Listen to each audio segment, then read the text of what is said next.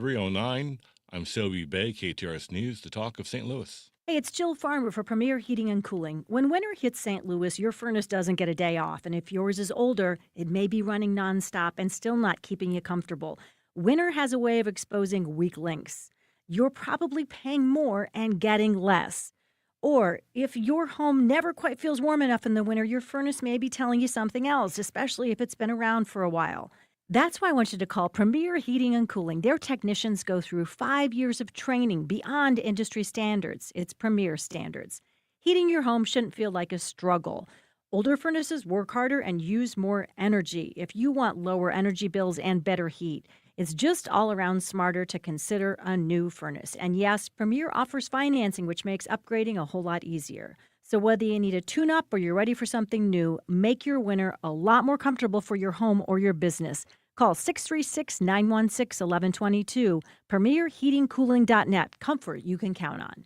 What have we learned about Heidi? But cockroaches were the least of her problems. Heidi had to fight for every opportunity. You know, Heidi is, even though she's very kind of sweet and innocent, Heidi wanted out of the slum, and her agent wasn't doing enough. Oh my God, they moved Heidi right next to me now. Although Heidi seems serene, she's a bit naughty. she uses an ancient folk remedy to help calm her down. Heidi is back.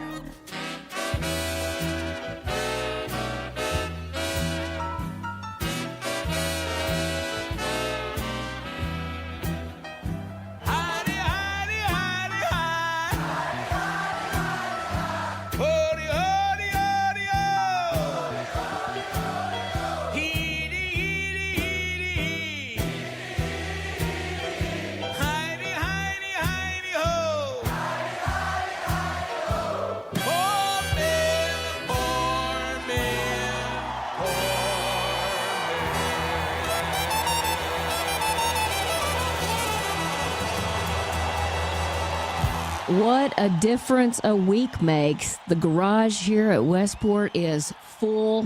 Hard to even find a space. I mean, last week, completely bare. We're back at it in the new year. Happy Monday, everybody. Heidi Glaus here with Josh Gilbert and Bob Ramsey. And we've got a lot to get to. First up, we're going to talk to Dan Neman with the St. Louis Post-Dispatch. You know, each year he gives out what he calls the Fallen Arches Awards. And it's kind of the weird and embarrassing stories of 2025. There's a few highlights. We'll touch on those as well. But as he writes, it's a lot of lowlights, but some funny things. So it's not just depressing. It's kind of a chuckle. So that's coming up at 3:30. We'll also check in with Alex Stone, ABC News. This whole Venezuelan raid has affected travel in the Caribbean. So what's next and what do you need to know if you have a loved one who's trying to get home from maybe a little holiday getaway?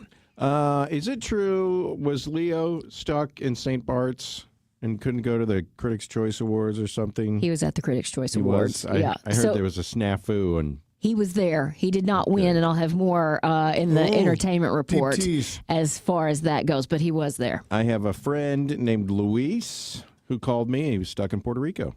Really? Because of all of this. Yeah. So very interesting. We'll kind of get the nuts and bolts with Alex Stone. And then in the 4 o'clock, as we do on Mondays, we'll check in with Ryan Kroll, St. Louis Magazine. And County Executive Sam Page vetoed a labor bill, and it passed like 2 weeks ago. He's saying that it was verbiage, but we'll get Ryan's take on that. And is there something else, going on here? I guess this proves he's not just a, lame duck. He's going to get some work done or try to, but I don't know what exactly that looks like. So we'll also talk to him about this hookah bus that is kind of raising the ire of a lot of downtown residents.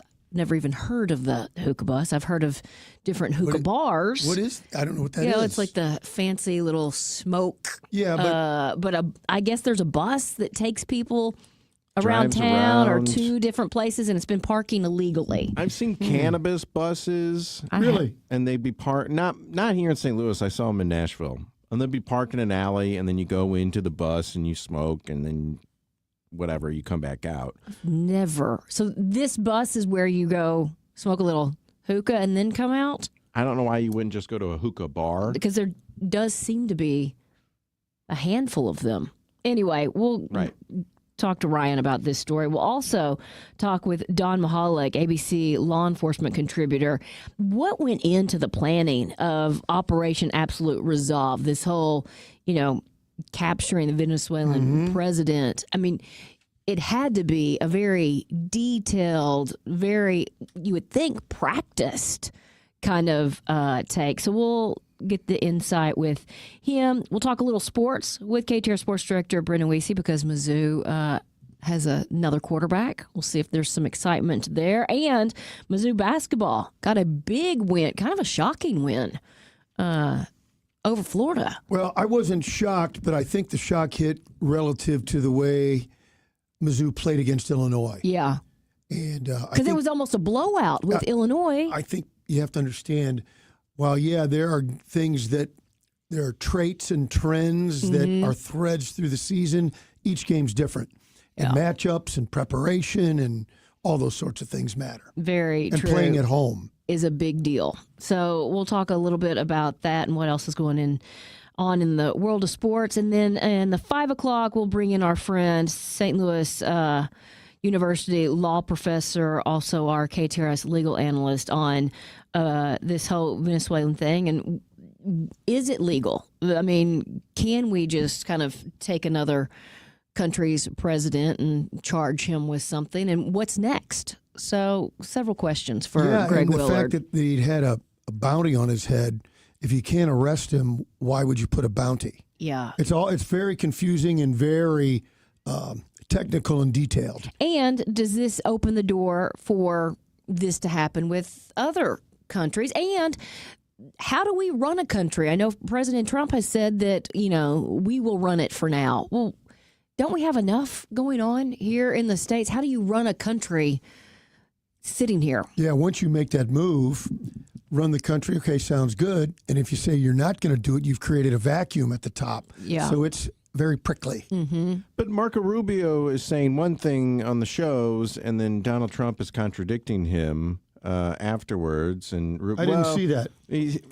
Trump said in his thing Saturday morning, we're in charge in Venezuela now. And then Rubio said, well, we're going to be advising. And then Trump came out later yesterday afternoon and said, no, we're in charge. So I think it was Martha Raddatz on with McGraw, or Sherry Preston said, don't listen to Marco, listen to Donald, because he's the president. So and could they be getting into semantics? But if it comes out a little differently, it creates confusion, to your point.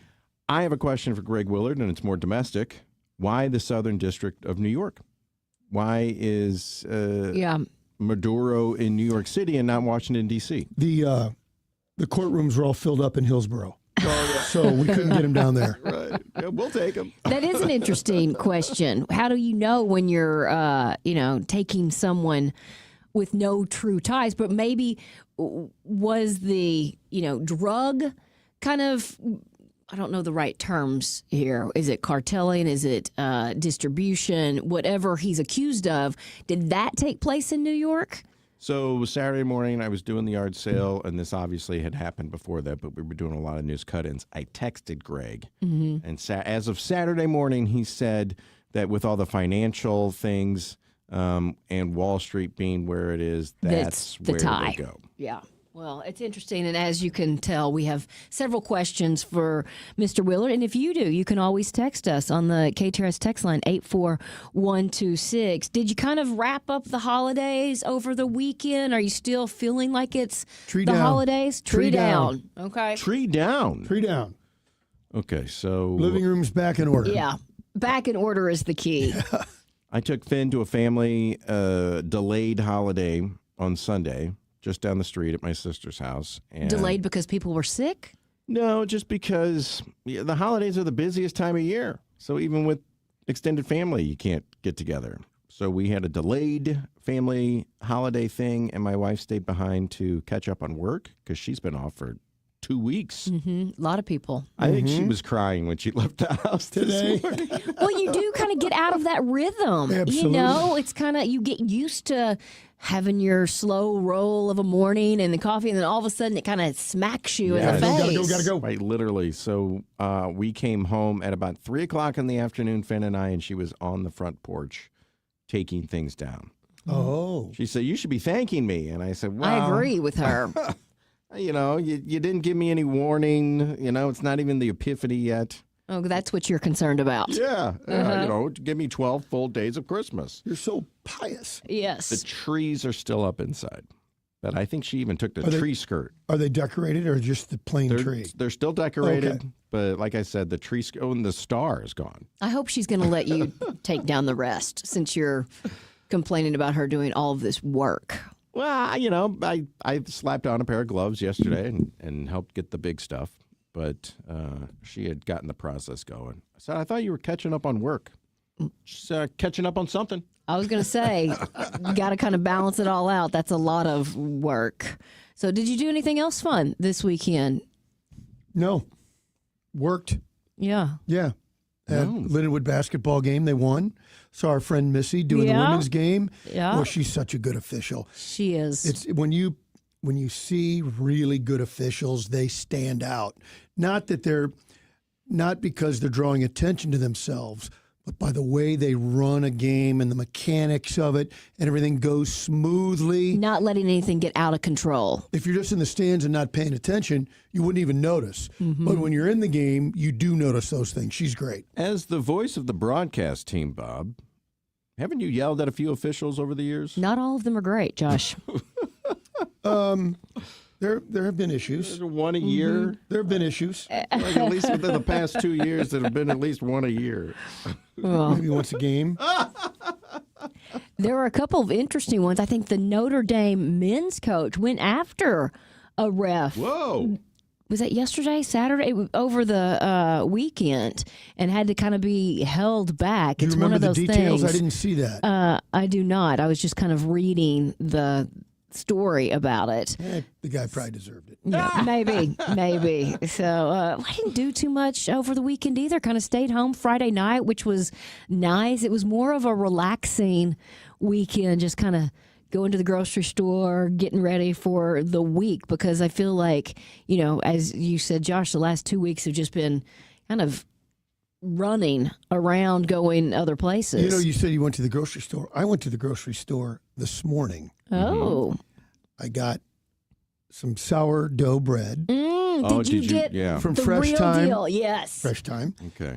I got real maple syrup with no other ingredients. Okay, to put it into focus, though, what was it? Last month, we had multiple guests come on and tell us about ultra-processed foods. Yeah. And now we're super conscious of this. They said, You should be. as we should be, the bread aisle at the grocery store. Forget it. Forget it. It's full of preservatives. So we've been hunting out real food, most specifically real bread. And so when we talked about it, there was a list of a number of brands of organic. And then I talked to the lady. Now, she worked at the Fresh Time store, but she said this is as good as anything you'll find.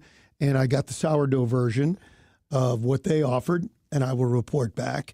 And the same thing tomorrow. There will be maple syrup in the coffee. Okay. Oh, in the coffee. Yeah, that's what we were talking about. If you wanted to make your coffee a little healthier, put a little maple syrup in it instead of sugar. Boy, Bob's cream. really putting his money where his mouth is.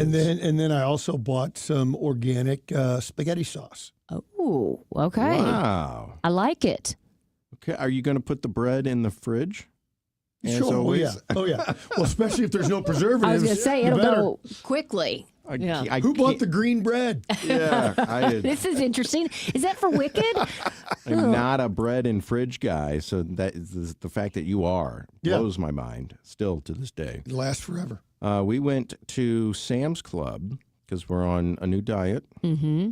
Okay, Friday night I had Five Guys burgers and fries. And you started the diet when? No. Yeah, this afternoon. Okay. Actually, this afternoon. Starting right now. And we had to clear out the fridge of all Sure. the Oh, of gross, course, the gross yes. food. Had to eat all that gross food. But we loaded up on fruits and veggies in, the big containers. And so we're making a concerted commitment to eating healthy, both lunch and dinner, Okay. with a couple cheat days here and there. Because I'm only human, Bob. Yeah. Right? Yeah. I guess. It's not a resolution, though. It's a goal. Just trying to be better. That's right. Trying to be better. Try the to goal. just make a little change as far as that goes. Yes. And I bought avocado as well. Avocado.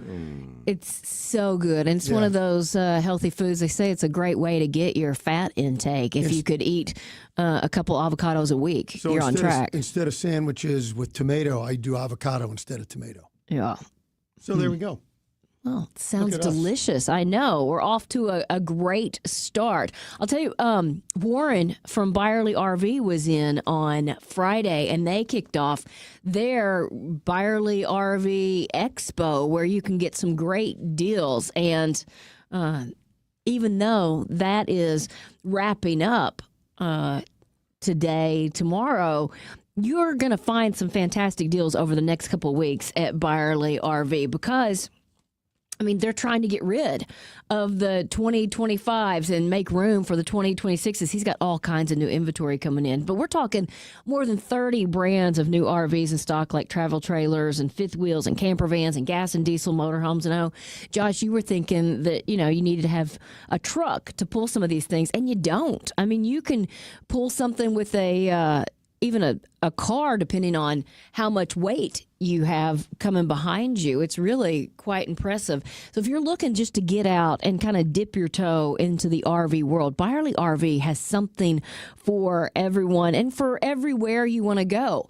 A lot of people do consider buying a lake house or a condo on the beach. This is something that allows you to explore any beach you want and any lake you want. You just decide what weekend you want to go and make your reservation, and there you go. It really is an affordable way to see our country. And I think that's what Byerly RV has known, that they're giving people an opportunity to do. You can travel with your family. You can go just with your four-legged friends and get out and see this great country and all we have to offer.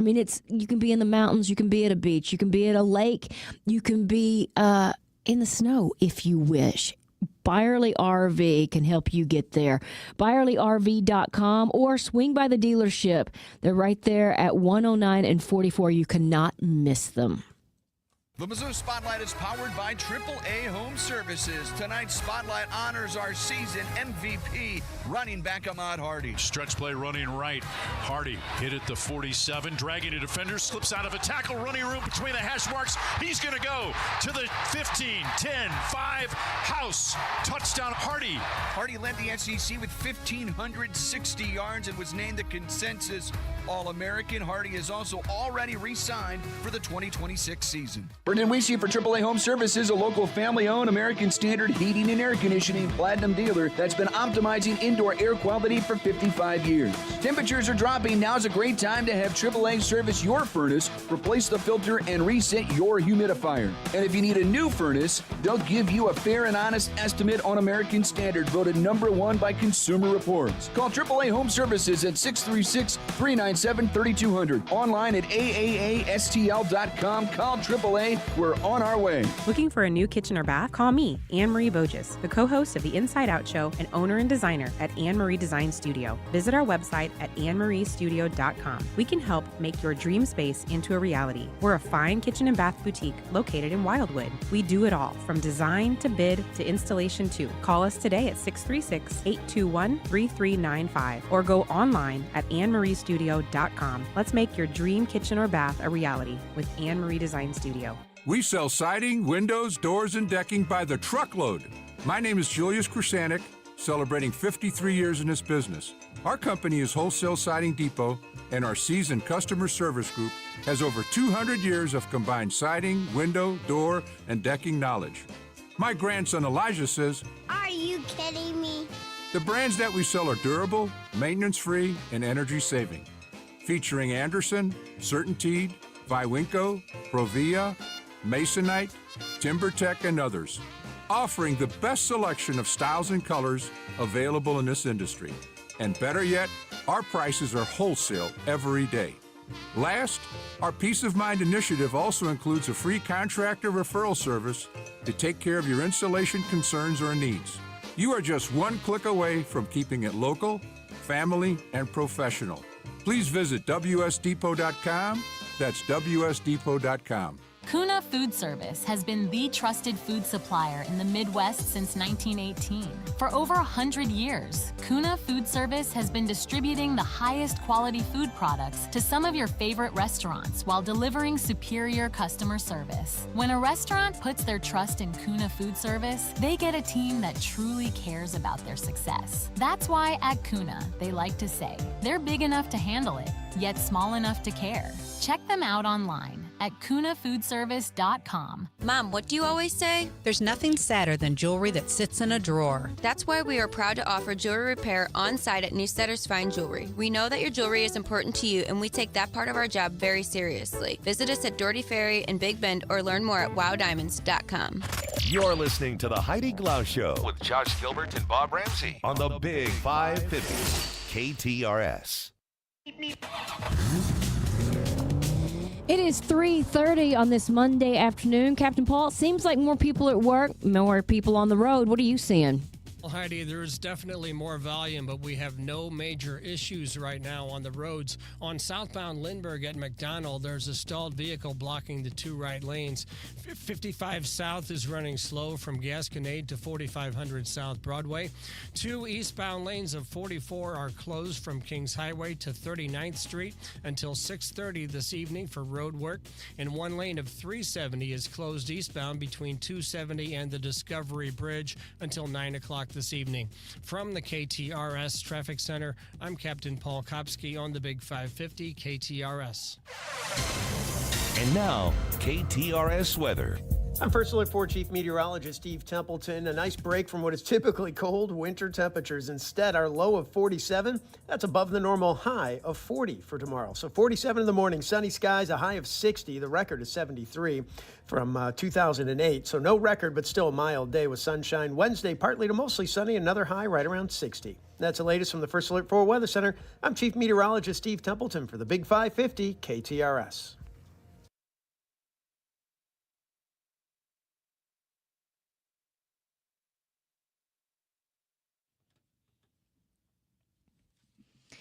At the end of the year, Dan Neman with the St. Louis Post-Dispatch looks back at some of the weird and embarrassing stories. He has done it once again with the awards he calls the Fallen Arches, and he joins us with some of the highlights, or should I say lowlights, Dan?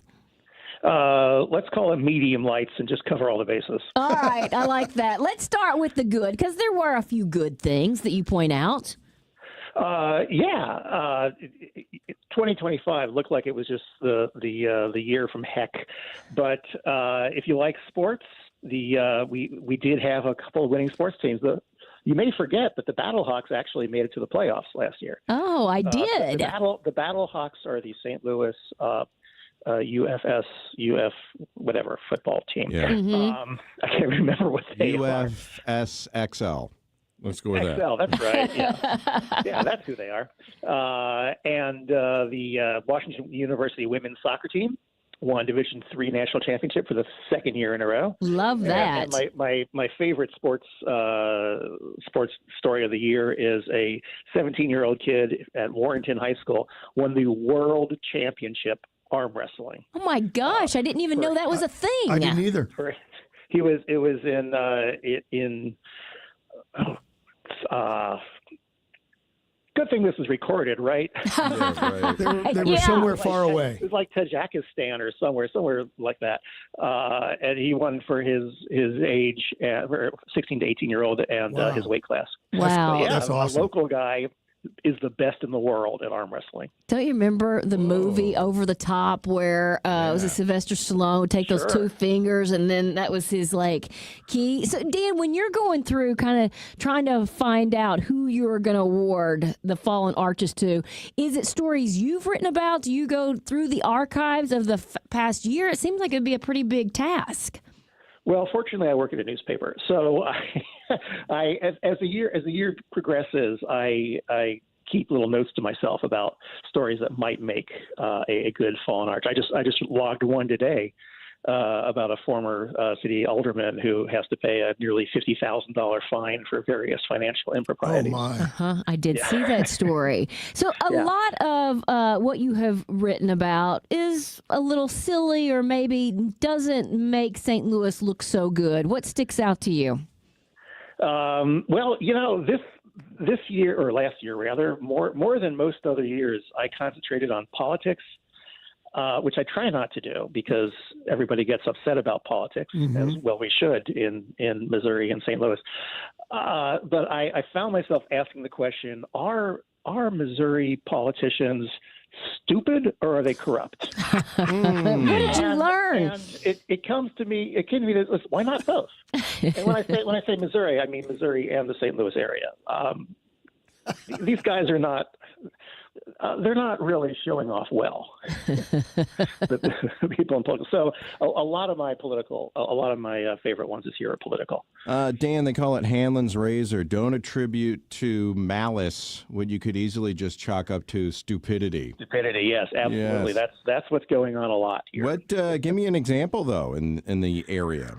Well, in the area, we have a couple of obvious examples. We have the everlasting saga of St. Louis Sheriff Alfred Montgomery, and that just sort of made you cringe and vaguely nauseous all year long. That one just started early last year, and just as the year progressed, it just got worse and worse.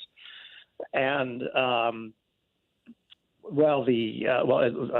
statewide, we have the legislature whatever the voters of Missouri voted to do, the legislature saying, no, let's not do that. Yeah.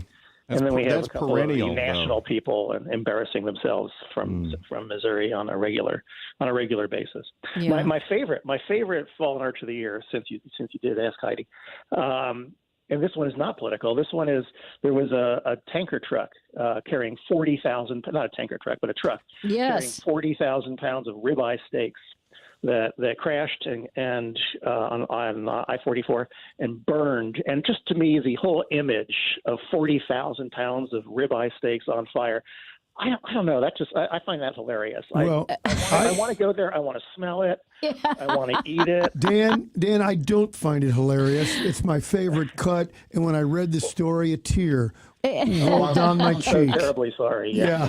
I bet it would smell great at first. Yeah. And then the char takes over. Unless you like a really medium well done steak. I'm medium rare. I'm on the rare side. I'm with you myself, so I dive in pretty quick. I jump into the flames. Dan, you couldn't ignore the Cardinals and really the lack of fans at Busch Stadium this year. Well, it was surprisingly easy to ignore the Cardinals this year, which is why they had so few fans. They had one day they had just over 17,000 fans announced. And obviously, if you've been to the stadium, especially when they're not doing so well, if they announce 17,000 fans, there may be like 5,000 in the actual stands. Mm-hmm. I was there the day before they had that 17,000, and it was maybe 17,000 and like 6 more than the 17,000, and the place was just empty. Yeah. Just empty. Really sad. I'll tell you my favorite story of the year, and I always try to find the positive. TLC were on their bus downtown after performing at Evolution Festival, and then what happened? Well, they were driving past Broadway Oyster Bar, and they heard a local singer, Tish, someone or other, singing their big hit, Waterfalls. So they, Tish Period was her name. So they jumped off the bus and ran on and surprised her on stage. Love that. And of course, you want them to sing it with her, don't you? Yes. They had just performed a big concert, and it was hot, and they were probably sweaty, and they weren't getting paid. So they didn't. But they did surprise her, and it was just that's like a made for TV moment. Sure They is. just came on stage, and she was just happy as can be. What's this story? And it seemed like it was a kind of a continuum of a story. Aldermanic President Megan Green asked if they want to play games, and then accused an alderman of being drunk, and maybe that's one of the drinking games. I don't know. Yes, she wanted to. Well, they were talking about ways to spend the RAM settlement. You may remember we had a RAM settlement. Yeah. The city council or the city alderman actually did manage to spend some of it this year for the first time in tornado relief. But she had one way she wanted to spend it, and the other alderman had other ways. And she just threw a little hissy fit and a little tantrum. And she said, and I quote, "You want to play games? We'll play games." And she shut down the meeting and stormed out. And then a few hours later, she said that some of the other aldermen, especially Joe Vollmer, were drunk at the meeting. And there were there's video taken at this meeting, and he did not appear impaired in any way. So that I don't know what was going on with her there, but that was enlightening. My favorite fallen arch this year was the Chesterfield man who wanted to prove that cryptocurrency was ridiculous and ridiculously stupid. So he invented his own cryptocurrency called Unicorn Fart Dust. And the name aside, everybody flocked to it. $420 million was its market cap at its peak. It's currently valued at around $10.5 million. And this was just some guy that said, I'm going to invent a coin just to point out how stupid this whole thing is. Yeah, and then he got caught up in it because it was just making so much money. I hope he cashed out pretty well. Because he just thought unicorn fart dust would be funny, and people say, "Oh, this is dumb," and someone in the world bought it at whatever its top valuation was, $420 or whatever per coin, and now it's worth 10 cents on that or whatever. It's get out early. Yeah. But he had fun doing that. Yeah, and of course, I think it was the name actually that brought in all the attention. Yes, I think you're right. Yeah. I love this one too. Well, they aren't toasters. A jury ruled the politically well-connected Torch Electronics had to pay $500,000. Yeah, because they said their slot. Well, they're the slot machines that you see at gas stations. They said those aren't actually slot machines; they're entertainment devices. And my favorite part of that story is the next fallen arch. When in order to be legal, they can't be gambling devices. So Torch Electronics keeps saying they're not gambling devices. They're not gambling devices. They're not gambling devices. And at a deposition, the wife of the owner of Torch Electronics said that she doesn't use them. And they asked, why not? And she says, I just don't gamble. Oh, no, honey, that is a no. direct quote. At her deposition. I want that stricken from the record. Yeah. And that's why you do this year after year. There's so much to pull from. And as you said, you're already collecting for next year. I am. I got to say, last year I had to drop about 1/3 of the ones that I had. It was sort of a bad year last year. A bad or a funny year. We can look at it either way. Well, Dan, it's such a pleasure having you on the show, and we always enjoy your columns. Thank you so much. My pleasure, gang. Thank you. And like you said, it's got to be fun to read an article, on February 1st and say, oh, let me put this in the file. Yeah. And then, 9, 10, 11 months later, open that file back up and say, oh, wow. What kind of goofy stuff were we getting into? Yeah. And what is next as far as that goes? Did I say fun? I meant depressing. Well, it can be. It can be. And then again, it can just be funny and you shake your head and say, what? What were we thinking or doing? You don't want to get to that point next year and have to look in the mirror and think, are we going to do this again? Are we going to start all over again?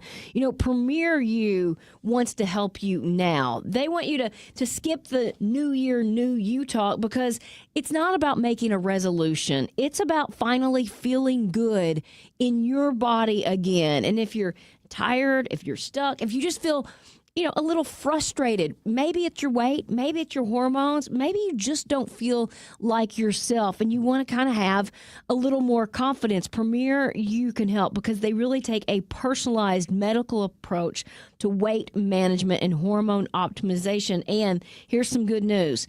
This month, January of 2026, your first month of weight loss services is 50% off. So if you were talking about it in November or December and you kept putting it off, now is the time to call Premier U. You can call them at 618-750-LIFE, 618-750-LIFE. They're open until 4 o'clock. They have a location in Swansea, Illinois. They have another one in South County. And if you don't catch them, you can go online and set up that initial consultation because it all kind of starts with some blood tests. They want to get to the root cause of it. Are you low in a particular vitamin insulin or hormone, or maybe your metabolism just needs a kick in the pants. PremierTheLetterUmed.com. I got to tell you a Premier U story. Okay. So Jordan comes in, a month ago? And she tells us to start using glass containers. Right, instead of plastic. Because every time you heat the plastic up, It's not good for you. And we've talked a lot about microplastics and how much you're consuming. And even on the microscopic, it leaches into your food. Mm-hmm. For Christmas, my wife asked me for a new Tupperware to just kind of redo the whole cupboard. All the mismatched. Yep. Throw it all out, start all over again. So I bought glass. Smart. Right? I told you Jen did that. So We've been talking about it as well. She opens it up and she says, "Oh, this is great, but I really like the old stuff that we had." And I was getting that spouse vibe where it was kind of like, I told you what I wanted. You should have just bought me what I wanted. So she returns it. Oh, no. And gets, plastic. The stuff that we had, it was plastic. It's great. It's great. Oh, Tupperware's great. But it's the plastic version. She goes to a family function over the weekend, talks to her sister who's a nurse. And her sister was like, "Oh, no, you don't want to eat anything out of plastic. You don't want to heat plastic up. Ever. You got to take that stuff out and put it on a Which plate." I'm awful at. I always heat it up in the plastic. Heat it up in the container that it came in. And she comes home and she tells me this. And with an apology? I bit my lip, Bob. Did you get an apology? I started bleeding. Maybe that's why you say so much here, because you bite your tongue at home. I said, "Honey, this is why I got the glass." And she goes, I know, but I want you to take these plates to work and heat stuff up on the plates, because she doesn't want me heating the plastic up. But she kept the plastic. Yeah, well, I mean, we already took it out. Well, why don't you go back and get the glass ones? Maybe I will. Maybe you will. Maybe I will. Maybe you should have your own set of My containers. own personal. If you're not going to change, then I'll just change myself. Your dentures no longer fit? Maybe you're missing a tooth or several teeth. Visit Dr. Bowen for Simply Secure Dentures and Dental Implants, the cutting-edge, high-quality dental implants that replace all the teeth in your mouth, and it starts as low as $7,000, not the $35,000 that others charge. If you're only missing a few teeth, Dr. Bowen can permanently replace those with something you don't have to take in and out of your mouth. Learn more at simplysecuredentures.com and get the care you need and the teeth you want at Bowen Dental Care or simplysecuredentures.com. Hi there, it's Julie Buck. I'm here with Jeff Zufall, the Senior Tax Strategist and Wealth Advisor at Capital Advisory Group, and he's also the author of the #1 best-selling book on taxes. It's called Keep What's Yours. He also hosts a radio show on the Big 550 Saturdays at 3. It's called Keep What's Yours. Jeff, it's a new year. What should we be thinking about in January? Welcome to 2026. The holidays are behind us, and as a business owner, that means closing the books on 2025 and getting those W-2s and 1099s prepared to mail by the end of this month. As daunting as that might sound, it doesn't have to be. This year, we're celebrating 50 years helping area businesses get their financial plans in order, reduce their tax liabilities, and stop overpaying their federal and state income taxes. I'm also launching my newest book, Keeping What's Yours, the strategic tax planning guide for the One Big Beautiful Bill this month. Tax law changes mean now more than ever, you will want an expert helping you prepare for 2026 and beyond. To learn more, give Jeff and his team a call at Capital Advisory Group at 636-394-5524 or go online, capitaladvisorygrp.com.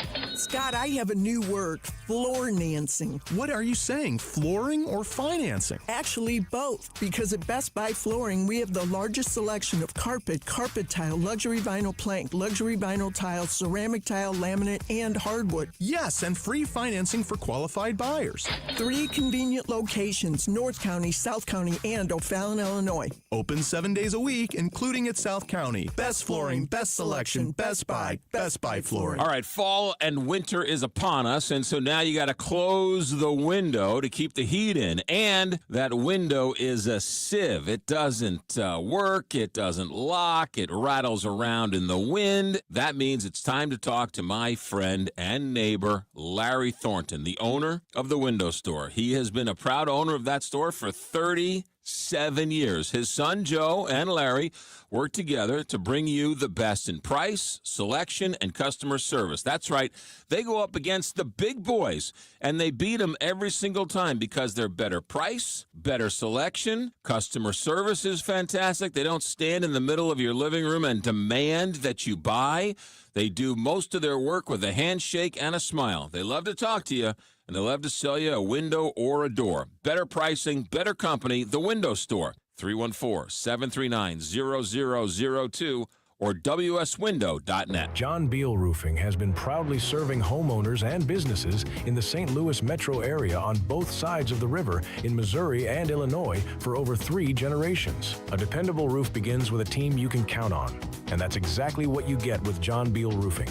Recognized as one of Roofing Contractor Magazine's top 100 roofing companies, John Beal Roofing offers 24/7 emergency service and industry-leading warranties, including a lifetime workmanship warranty for total peace of mind. From upgrading an aging roof or completing a full replacement, the team at John Beal Roofing delivers solutions that are built to code, built to last, and handled with expert care. John Beal also responds quickly with reliable storm damage services backed by decades of experience and 24/7 emergency support. Get started today for expert service and a free, no-obligation estimate by calling 1-800-NEW-ROOF. That's 1-800-NEW-ROOF. You're listening to the Heidi Glaus Show with Josh Gilbert and Bob Ramsey on the Big 550 KTRS. 10 minutes before 4 o'clock, let's check back in with Captain Paul. Heidi, southbound Lindbergh, which was closed at McDonald due to a stalled vehicle, is open again.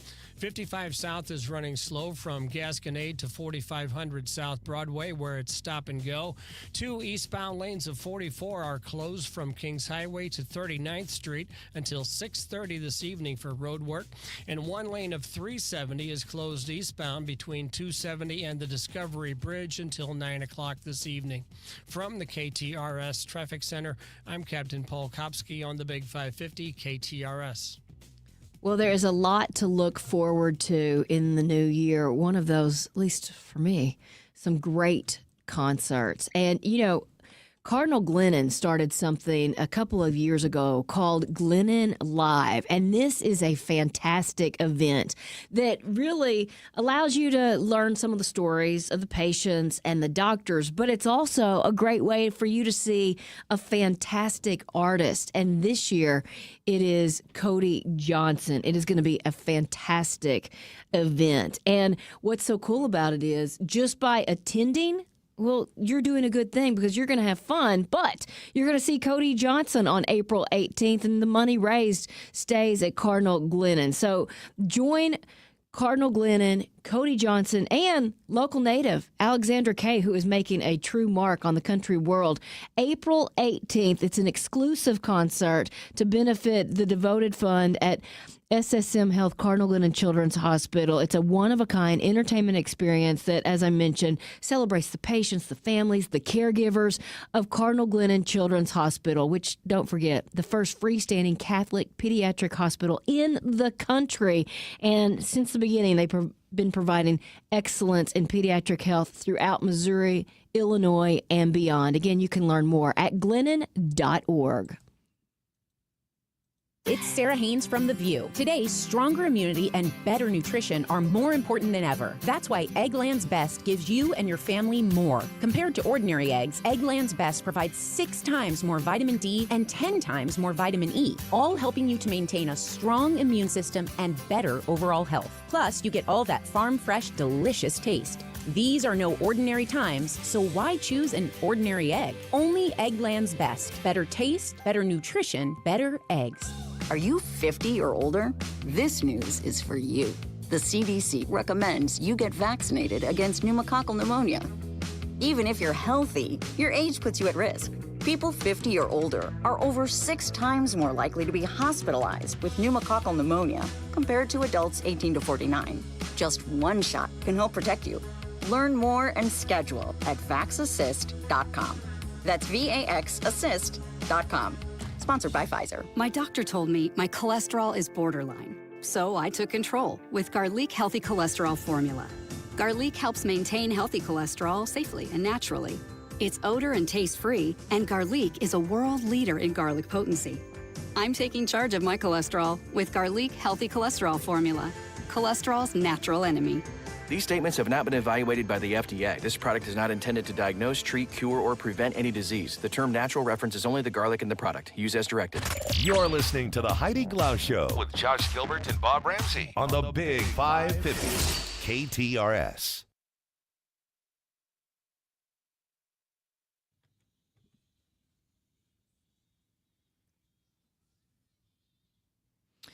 Well, Operation Absolute Resolve caused a few problems just for transportation and airline mess, to say the least. Alex Stone, ABC News correspondent in LA, joins us with the latest. So the FAA closed airspace on Friday and Saturday, and then that led to what? Just backups and cancellations? Yeah, so the airspace all around the Caribbean was shut down for all of this, and for many hours, flights couldn't, and people in general could not move around to and from the Caribbean and the different countries where U.S. carriers fly into. Now, remember, this is one of the busiest travel weekends of the year as everybody was heading home and getting ready to head back to work and to school today. So the flights were already full, and then Saturday, over 1,100 flights were canceled, hundreds yesterday, more today. And that means people who are on a Caribbean vacation, they are stuck there right now. This is Nathan and Aaron. They live in Denver. They are unable to get out, and they're trying to get on any open seat that they can. We're happy to take whatever's available. This is unfortunately what we found.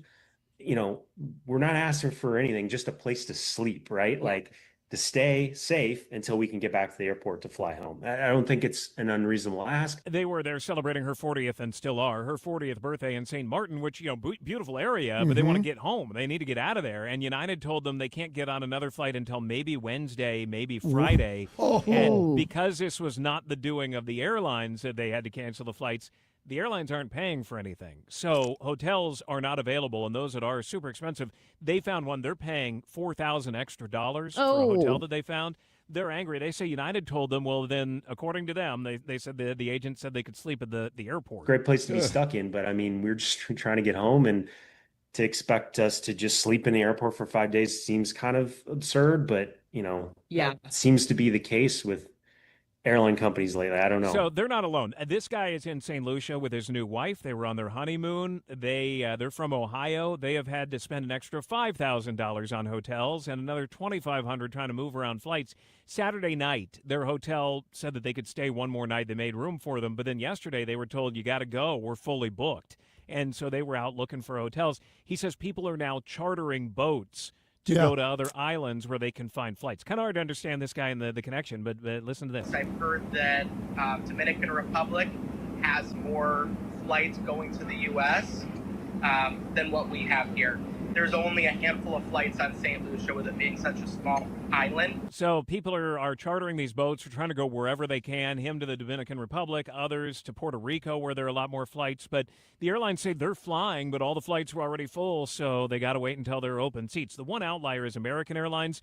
They are the dominant carrier in Latin America. They've got more flights, so they've got to clean those up. So what they're doing is flying bigger Boeing 777s to get more airlift, to get more seats. Than what they were planning to fly into, mainly Puerto Rico, to get more people out. But people on other airlines, on United and Frontier and Southwest and Delta, they're just kind of stuck waiting for an open seat to pop up on these already full flights. And some are being told it could be Friday, it could be even later before they're able to get out. So, Alex, my head is spinning, trying to imagine what I'd do if I were there. So a couple of questions. One, even though the airlines didn't cause it, are tickets being reimbursed?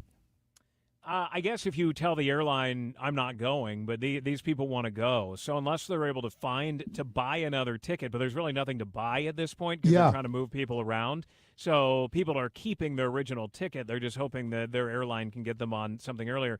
One that we did hear was a guy that was trying to get back from Brazil and had a connecting flight, I believe, where Delta ended up paying for his hotel because he kind of got stuck in that situation where they landed and then didn't go on from there. But others who were just vacationing, they're being told, hey, you got to pay for your own hotel. And it's like going to Hawaii or anywhere else where the hotel rates are like $1,500 a night this time of the year in many of these Caribbean destinations. So let them know where to go. They got to shell out a ton of money. Excuse me. So my flight's canceled. Is it up to me to be on point and find a seat, or do the airlines see the list of all the canceled passengers and say, okay, we can get you on this one on Friday or whatever? Who's responsible? Well, theoretically, the app is going to tell you you're now on this flight, but people don't like it when it says you're now on this flight next Saturday. Yeah. So they are calling the airlines, and they said that the wait time has been like 3 or 4 hours waiting for an airline rep to pick up. And then the airline reps are kind of saying, hey, whatever the app found you is going to be the soonest we can get you out. Oh, my. And that there's nothing sooner. So they say that they have been arguing. I mean, I'm sure the airline reps have been dealing with a lot of very angry passengers.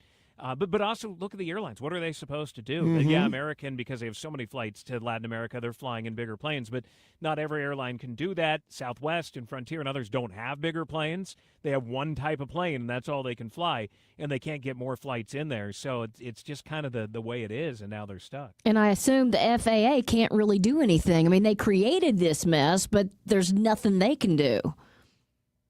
Right, and they're going to say, well, they didn't create the mess. It was higher True. up than they were. They were just told shut down the area and make sure that nobody gets hit by a missile flying, or fighter jets going by. So it was for what went down. It was necessary to do this, but there's a lot of cleanup that now has to go on. Really quick, 20 seconds. When did they close the airspace? Friday night, late Friday night. Yeah. Wow. I wonder if anybody's. Yeah, Well, I they wonder didn't what's going reopen it on. until much later on Saturday. Yeah. Well, Alex, thank you for covering the story for us. Appreciate it. Happy New Year. You got a Happy New Year, guys. Yeah. Mizzou football. The rushing touchdown, and Missouri extends the lead. KTRS AM, FM 1061, K291CW St. Louis. I'm Michelle Franzen.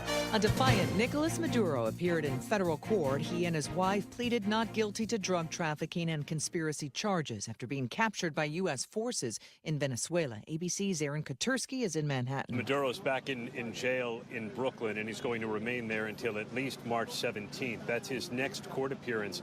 And the defense, in the meantime, said it would challenge the circumstances surrounding Maduro's capture. The defense attorney, Barry Pollack, said that in court that he considered Maduro's capture by U.S. Special Forces an abduction, and he would try and challenge it in court. Maduro's vice president, now the interim president. President Trump indicating the U.S. will run policy decisions on oil reserves. ABC's James Longman is in Colombia, across the border from Venezuela. Venezuelans we speak to, every single one of them, without exception, says they're happy that Maduro is gone. That's really important to say, but it is not the whole picture, because they're conscious that the rest of the regime remains. I just spoke to one man who we stood on this bridge here, and he cried in front of me, saying he's not sure if he's ever going to see his sons again.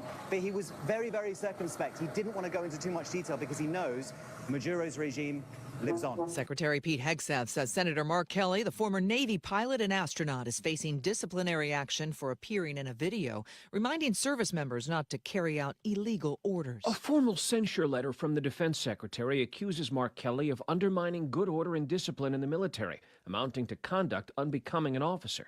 Pete Hegseth says he's opening a proceeding to reduce Kelly's rank as captain and his pension. In a statement, the Arizona senator vows to fight any demotion with, quote, everything I've got, adding that he aims to send a message that the defense secretary and the president don't get to decide what Americans say about their government. ABC's Stephen Portnoy reporting. You're listening to ABC News.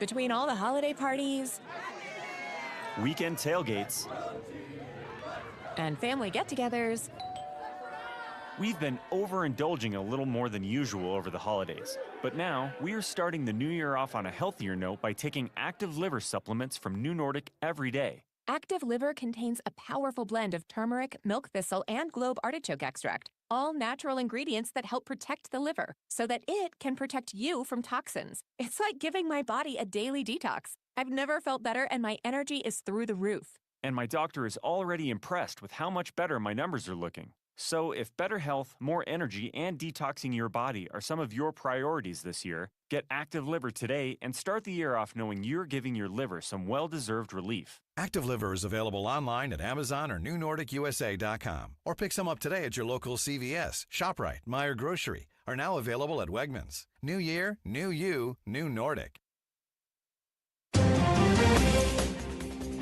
This is KTRS News. I'm Sobe Bay. With deposed Venezuelan leader Nicolas Maduro declaring himself innocent and a decent man as he pleaded not guilty to federal drug trafficking charges in a U.S. courtroom this morning, lawmakers from both Missouri and Illinois are weighing in on the actions of the U.S. in Venezuela. The story from KTRS's Jill Enders. Lawmakers from Missouri and Illinois are reacting to the capture of President Nicolas Maduro. Congresswoman Ann Wagner said Maduro is, quote, not a legitimate head of state, calling him a murderous leader of a drug cartel. Wagner cited Maduro's 2020 U.S. federal indictment on narco-terrorism charges and said his regime was responsible for deaths tied to illegal drug trafficking. Illinois Representative Mike Boss said Maduro oversaw a drug trafficking operation that, quote, flooded American streets with narcotics, adding that he now expects Maduro to face justice.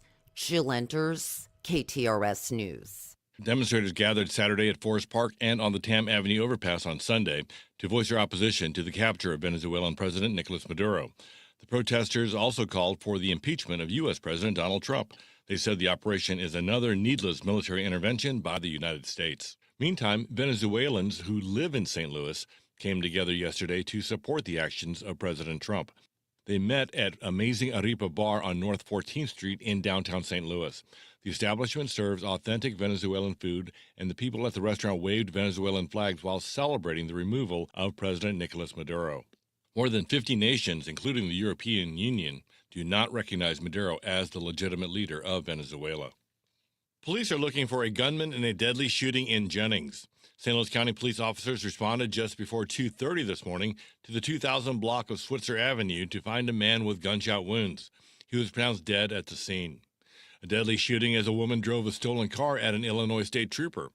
The deadly encounter happened just after 10 last night at a convenience store in the 4500 block of State Street in East St. Louis. Police spotted the stolen car and attempted to talk to the driver. That's when 40-year-old Rachel Terrence put the car in reverse, smashing into a state police squad car. Terrence then drove forward towards the trooper who fired at the vehicle. Terrence was transported and pronounced dead at the hospital. A body found in the North Riverfront neighborhood is that of a missing woman. Police have identified the victim as 42-year-old Latoya Smith, who was reported missing on December 29th. Police say her body was discovered Friday afternoon in a grassy area just north of Humboldt Avenue. Smith's death is being investigated as a homicide. Firefighters have brought a fire at a building under construction in the Metro East under control. Firefighters responded early this morning to the burning building on Baucom Avenue in Venice. No injuries have been reported, but the fire appears to have caused significant damage to the building. This KTRS Business Minute is brought to you by Walter Knoll Florists, the place for all your floral needs. Place your order anytime at WKF.com. Missouri-based Commerce Bankshares has completed its $528 million acquisition of Fine Mark Holdings. The acquisition boosts Commerce Bankshares' presence in Florida, Arizona, and South Carolina. And this look at the markets is brought to you by JBL Financial. Tune in to Straight Talk on Retirement Saturday mornings from 9 to 11.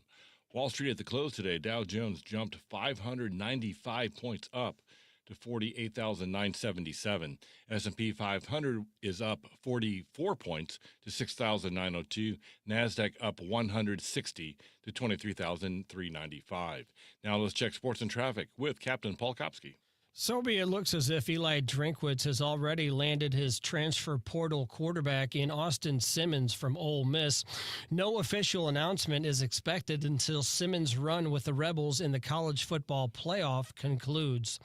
And Lindenwood basketball were winners at home over Southern Indiana this weekend. The Lions are the last remaining unbeaten team in the OVC with a conference record of 4-0. I'm Paul Kopsky from the Royal Banks of Missouri Sports Desk, and now on to traffic. 55 South is running slow from Gasconade to 4500 South Broadway, and a couple of construction notes affecting traffic. 2 eastbound lanes of 44 are closed from Kings Highway to 39th Street until 6:30 this evening for road work, and 1 lane of 370 is closed eastbound between 270 and the Discovery Bridge until 9 o'clock this evening. From the KTRS Traffic Center, I'm Captain Paul Kopsky on the Big 550 KTRS. Thank you, Captain Paul. KTRS weather unseasonably warm this week with highs near 60 through at least Thursday. Tonight, clear overnight low of 45. Tomorrow, sunny and a high of 60. Wednesday, high of 62. We have a chance of thunderstorms Thursday night into Friday. And right now, 58 degrees. The time is 4:08. I'm Sobe Bay, KTRS News, the talk of St. Louis. Hi, it's Frank Cusimano inviting you to join me for the Press Box, brought to you by Control Option, Monday through Thursday at 6 p.m.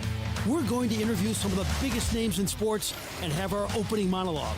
That's the Press Box, brought to you by Control Option, Monday through Thursday at 6 p.m. right here on the Big 550 KTRS, the talk of St. Louis. You're listening to the Heidi Glaus Show with Josh Gilbert and Bob Ramsey on the Big 550 KTRS.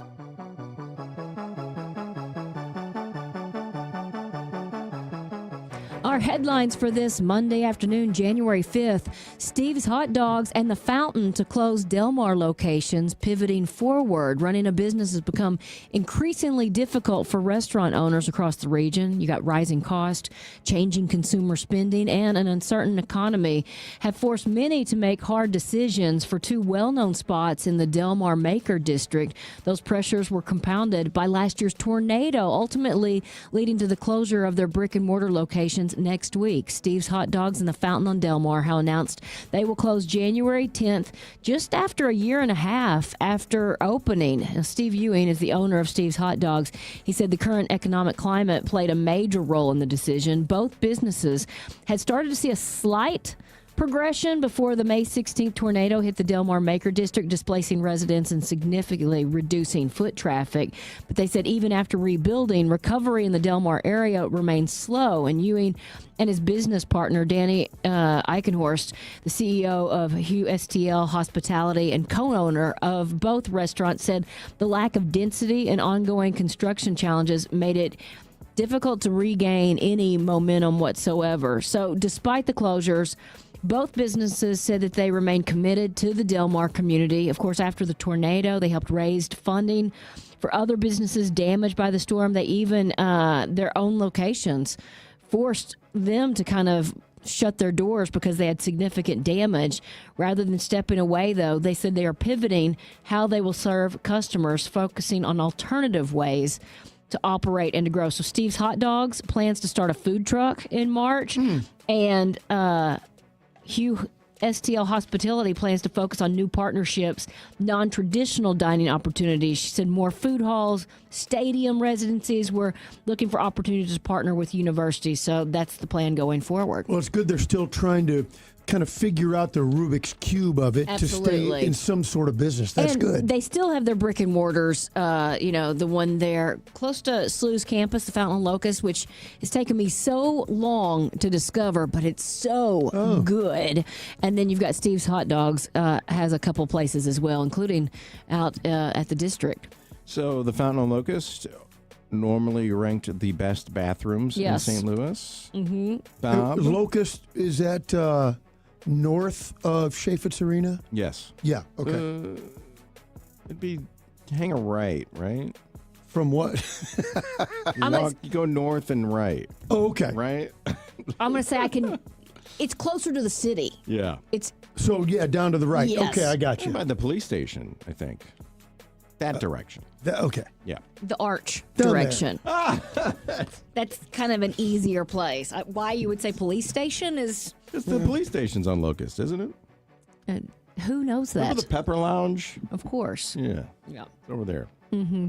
Whatever that is now. Okay. That's further down, though. The Fountain on Locust is... I'm going to look it up. Okay. Get the address. Yeah, look it up and give me some directions. It's right there in Midtown. They are friends of the show, friends of the station. I want to know the location. Okay. Specifically, so when I leave a game, I can go there.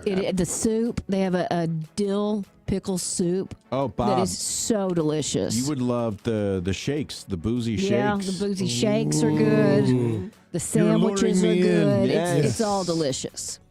Yeah. Okay. So what is it? Josh is looking at a map right now. Oh, my gosh. You leave Chaffetz and you go north. 2 blocks and turn right. And then hang a right, and it's 1 block east. On a pretty day, it's walkable. Yeah. Because we actually went there before we went to watch the SLU women play. A block from Pappy's. Mm-hmm. Block north.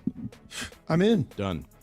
I am done. How about that? You had me at boozy. Well, you did. Yes, absolutely did. So we go from the sublime to my story, the ridiculous. McDonald's faces class action lawsuit over fan favorite, yes? McRib sandwich. Oh, boy. Now, I'm not going to... It's a fan favorite. I'm not going to The be... McRib? Yeah. Look how they bring it back every year. Of course it is. I'm not going to be judgmental because I had fast food for lunch today. If it was that popular, it would never leave the menu. Yeah, you create the buzz. Create the buzz. Anyway, McDonald's, this is the quote from the lawsuit. McDonald's deceptive omissions and misleading marketing have resulted in millions of dollars in consumer harm. Hope folks that aren't watching can feel my raised eyebrow in disbelief. I think they can. Okay, good. So they claim in the lawsuit that McDonald's deceptively markets the McRib as containing pork rib meat. Oh. And they allege it contains none at all. So they're saying that the McRib is made from, quote, restructured pork using, I hope nobody's eating soon. This is a good time. I hope no one's eating a McRib right Using lower grade cuts as pork shoulder, heart, stomach, and tripe. Does this surprise anybody? No. Rather than actual rib meat, McDonald's says this is false.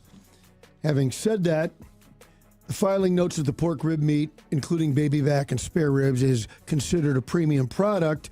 And the sandwich, they say, it is premium, and that's why we charge $7.89 for it. Is that how much it costs? Food quality and safety are the heart of everything we do. Now, here's what I think could be... The pig heart. Yeah, could be telling. Well, the valves are used to put in people, but the heart itself... This is from McDonald's. Our fan favorite McRib sandwich is made with, are you ready?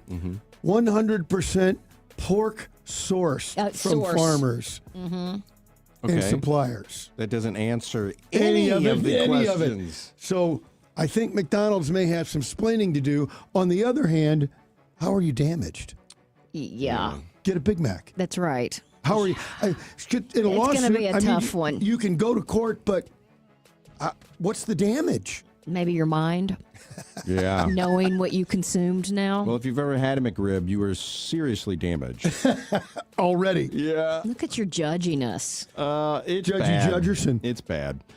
This says it's made of ground pork shoulder. And isn't pork shoulder? Is that what... That's not rib. Is that pork steak? Is pork steak pork shoulder? I think it is. You're going to have to do a deeper dive. Yeah, that's not my forte. Pork butt. The pork butt is that doesn't shoulder. admit to heart or tripe, though, does it? It doesn't say anything about heart or tripe, Bob. Can I have extra tripe on mine, please? Or any other terrible part of the pig. I'll stay in the kitchen here. A massive 535-pound bluefin tuna. Oh, I saw this. Sold for a record $3.2 million at the first auction of 2026 at Tokyo's famous fish market. Now, Why? And what do they do with that? How many sandwiches can you make? Call StarKist. What's the deal? So the guy that bought it runs the popular Sushi Zanmai chain. So he owns a popular chain of sushi restaurants in Japan. He won the annual auction many times in the past, and he broke his previous record of $2.1 million that he set in 2019. So it's just a thing for marketing, isn't it? They say that the first auction of the year, still celebrating the new year and the glad tidings, really drives the price up of these things. Oh. But it was $6,000 per pound.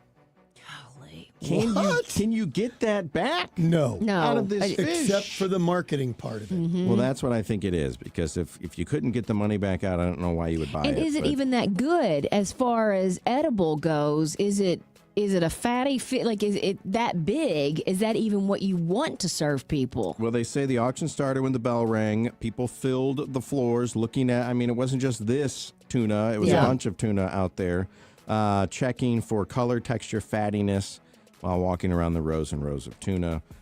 He said... What do you think that smelled like? When I see a good-looking tuna, I cannot resist. It's in part for good luck, he says. In part for good luck. Okay. I guess if you got the money, you might as well spend it. But on a fish? Look at the size of this thing. I think I'd have to mount it. I mean, at least you have something. Oh, put it over the front door of your main restaurant. You got to get the meat out of it first. Well, you think they don't when you mount anything? Yeah. I don't really know how taxidermy works. Yeah, it is. All of that comes out. Mysterious subject to me. The pricey fish was caught off the coast of Oma in northern Japan. Sure. Widely regarded for producing some of the country's finest tuna. So, I mean, if you can reel one of these things in and be set for the next 40 years, maybe I need to buy a fishing boat.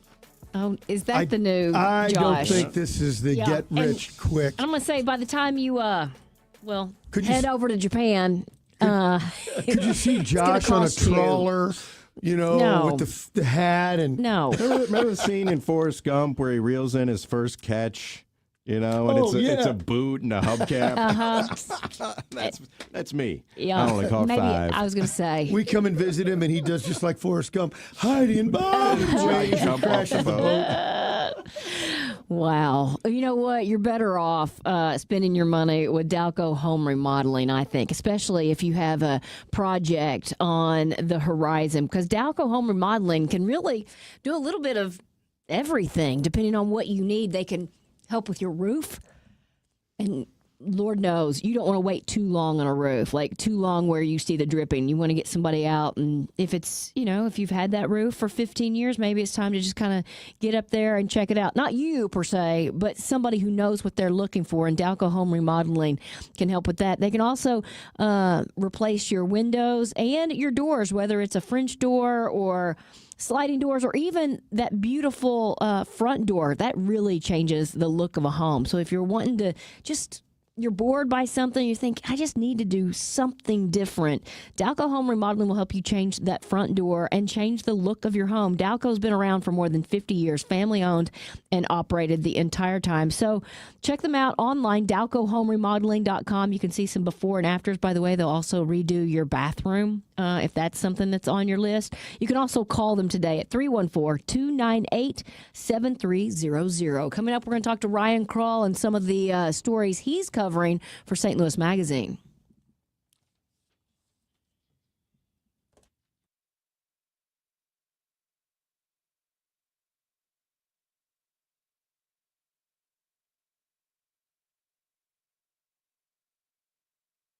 This is Mariah, third generation at Newsteaders Fine Jewelry. Buying an engagement ring can be intimidating. At Newsteaders, we ensure complete understanding of your purchase. We offer a choice in both lab and mine-grown diamonds and are able to work with any budget. Let our family help educate you on your choice at Big Ben and Doherty Ferry or at wowdiamonds.com. From the same guys who brought you the watering bowl, say hello to the Number 2 crew. The Number 2 crew will visit your yard once a week in St. Louis City, St. Louis County, or St. Charles County, and they'll take care of your dog's business. Think of the Number 2 crew as your yard's best friend. 314-717-8880 or the number2crew.com. The Number 2 crew, reporting for duty each and every week in your backyard. The Number 2 crew or the number2crew.com. Your next adventure starts here, right here with AAA Travel, the AAA Travel Marketplace, happening on Saturday, January 24th from 9 a.m. to 1 p.m. at the Holiday Inn on Route 66, right off of Lindbergh at Watson Road. You're going to meet travel experts, and the St. Louis Travel Marketplace will be the kickoff to planning your perfect getaway. You can explore Hawaii, Mexico, the Caribbean, Italy, Ireland, Japan, and more. Admission is free, plenty of parking. You can go online to AAA.com and click the travel tab. You're listening to the Heidi Glaus Show with Josh Gilbert and Bob Ramsey on the Big 550. KTRS. It's Monday, and that means news, politics, lighthearted topics, and everything St. Louis and beyond. It's Ryan Krull from St. Louis Magazine on the Big 550 KTRS, the talk of St. Louis. Welcome back, Ryan, and Happy New Year. Hey, Happy New Year to you as well. It's good to be back. You know, I feel like we've talked quite a bit about County Executive Sam Page, but he just vetoed a bill that had passed 2 weeks prior. First of all, what was this bill? Yeah, it was a bill that basically would have required certain things for any contractor or construction firm that got county money to do construction work.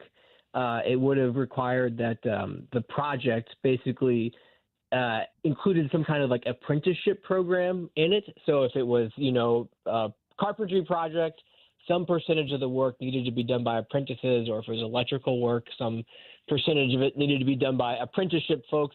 Basically, it was a workforce development bill, with the idea being that some of the county money used for construction would go to train the next generation of people in the trades. Got it. And I know he claims that it was the verbiage of the bill that he didn't like. Were there problems with it? Yeah, basically, he says he supports this apprenticeship requirement totally. But yeah, there was a lot of vague wording in the bill, and specifically as it related not so much to the requirements, but to how they would be enforced. It set up a whole new office that would enforce these new requirements and that sort of thing. And it was kind of unclear sort of who that person would be and what kind of powers would be delegated to them. So he said, I really support the spirit of this thing, the principle. I just kind of want to see it done in a cleaner, sort of more stripped down way. Got it. So what's next? Do they go back to the drawing board here, or is this kind of going to, go away? That's a really good question. I do think there is a lot of support for this bill. So I think there'll probably be some future iteration of it. And what really surprised me was, labor was obviously very, very supportive of this thing. And labor is a big, constituency, a big voting bloc. And I think if Page hadn't announced he wasn't going to run for re-election, I don't think he would have vetoed this thing. So I think we're kind of seeing a new, sort of more independent, a little more free Sam Page, because he's not beholden to these re-election concerns. Yeah, that's interesting. You've also written about this Hoka bus that is parking illegally. First of all, what is the Hoka bus? Do you come on board and smoke? Does it take you to different Hoka clubs? What is this thing? So it's funny you should say this, and this will be something folks can read all about in tomorrow's St. Louis Daily, but I'm very excited to kind of give a sneak peek here. So I talked to the guy who operates the hookah bus, and he said that he resents us referring to it as a hookah bus. Okay. What is it? You can. I referred to it as a hookah bus. You can smoke hookah on it, but he says you can also do many other things. So oh, boy. Please don't refer to it as a hookah bus. But yeah, it's like a private event space on wheels, I guess you could say. He said he's had everything from birthday parties to kind of fight night watch parties to gender reveal parties on this bus. But it does allow for smoking hookah on it as well. Wow. And yes, and it has accrued a lot of unpaid parking tickets in and around downtown. So city residents are kind of raising a stink about it. Why is he not paying these parking tickets? Does he have a reason? Well, I think it's just no one likes to pay the parking tickets, and he said that for a bus of this size, it is really hard for him to find free parking. He parking it on a private parking lot, it's going to take up a lot of space and going to get towed. The closest free parking he said he could find is in St. Charles. So he basically is just parking it on the street. And yeah, that means he's getting ticketed quite a bit. And I think the downtown residents, I don't think they care so much that this guy has this bus parked on the street. What they don't like is this just kind of scofflaw attitude, lackadaisical attitude towards folks, racking up all these kind of minor violations, but not really having to face any consequences. So this guy, for instance, he's got $2,000 worth of unpaid parking tickets and, hasn't gotten a tow or a boot or anything like that. And these concerned downtown residents are just saying, come on, city, you need to get serious about these minor things, because these minor things, they kind of can turn into big things. Ryan, do you remember what happened when the city said they were going to start paying people to register their cars, or like giving out loans to people who still haven't registered their cars? That kind of sounded wild. I wondered, did we ever settle anywhere on that? Yeah, that does ring a bell. Yeah, there was some sort of fund that was supposed to be established for that. You were totally right, because yeah, you purchase the car and then you have to pay extra to register it. I got to be honest with you, I don't know. There was definitely talk of that being set up. I don't know if it ever was. Oftentimes at City Hall, there's kind of talk of these big programs, and sometimes they even get passed into law, but then the administration is often where things fall through the loop. And I wonder if that's the case with what you just referenced. Yeah, maybe. And then, Ryan, last week we talked about the data stories being probably the big story of 2026, but there's a lot at stake when it comes to downtown St. Louis. Yeah, I really think downtown, and hookah buses and everything else, I think downtown is going to continue to be a big issue in 2026. There's just so much momentum around downtown. There was this new entertainment district tax that is supposed to make it easier for folks to have big events here downtown and kind of give them a little bit of an economic safety net. There's a new Jefferson Arms project. There's the Millennium Hotel project. I know hotel bookings in St. Louis City were above the national average for 2025, so that's great. So there's all this just kind of positive oomph, I guess you could say, behind downtown. But the thing I'm worried about, the thing I'm really going to be curious to see is it's kind of one of those situations with if the national economy even sort of takes a little bit of a downtick or even just kind of stagnates, I feel like that could just nip all of our local economic progress in the bud, which I don't want to see happen. So I'm going to be kind of really curious to see how, downtown specifically fares and if we can kind of keep this wind under our wings that we've had the last, year or so. Absolutely. And I know that you will be on top of all of it. Ryan, we enjoy you being a part of this show. Thank you so much. And of course, you can follow Ryan's reports online at stlmag.com. Thanks, Ryan. Hey, appreciate it. Happy 2026. I was driving downtown, and remember when we had, is it Ryan McClure from the Arch Grant, the Arch Park? Yeah. Down with the Arch, talking about putting more of a lid on top of 70. Mm-hmm. As right. they rebuild whatever they're building Make it there a tunnel at the Millennium Hotel, keep that lid that starts at between the Arch and the old courthouse. Yeah, just keep that going so people can walk from here to there without running into a giant interstate highway. And as I was downtown driving around, I was looking at it and I was thinking that could be incredibly expensive. Well, everything is a real game changer for our city. Essentially make it a tunnel, and then you have access. So the corridor without interruption goes from the Arch, heck, all the way down out through Ladue. Yeah. And do you remember the Big Dig in Boston? Yeah. Where they buried all of their interstates that happen to run right through their downtown? It looks beautiful now. I think it's a park currently. Well, I mean, anything is possible. And with the Millennium Hotel, depending on how that goes forward, I mean, if you can kind of ride that out, who knows? I'll tell you, we've talked a lot about the Armory. I discovered what I think should go in there. I can't wait. Pickleball. No, we've tried that. I mean, there's a lot of pickleball places. I think pickleball would be great, but I think it's a little bit bigger. Have you seen Tiger Woods' Pop Stroke? Oh, yeah. No, what is it? It is an indoor, it's not miniature golf. These are actual greens that you would then play, and it is massive. I think they just opened one in Nashville, but it would take up that entire space. And then you do have other games. Maybe there's some pool tables or ping pong, maybe even but it would be fantastic. It'd be pretty neat. And it said Sports Travel, he's adding 13 locations. So I don't know. That would be interesting. Look it up, Google it, and see how cool this thing is. Brenna Weesey is our sports director. He's also our golf nut. Mm-hmm. What is that golf thing that they play off-season and they invite Josh Allen to come and play as well, and it's all indoors? Well, that's Tiger, and that's his whole baby, too. Yeah. They could film that thing down at the Armory. I'm telling you, They it got is plenty of room for this. It's really, really cool. It's kind of like an indoor version of Top Golf, but for putting. So it's kind of miniature golf for adults, if that's something that you like. 8 or 9 greens, and you set up. And you also have, the sand dunes, and you have, it just you can is. Chip, you can. It's a really cool looking. Josh, let's make a pitch. That's a pitching wedge. You mean?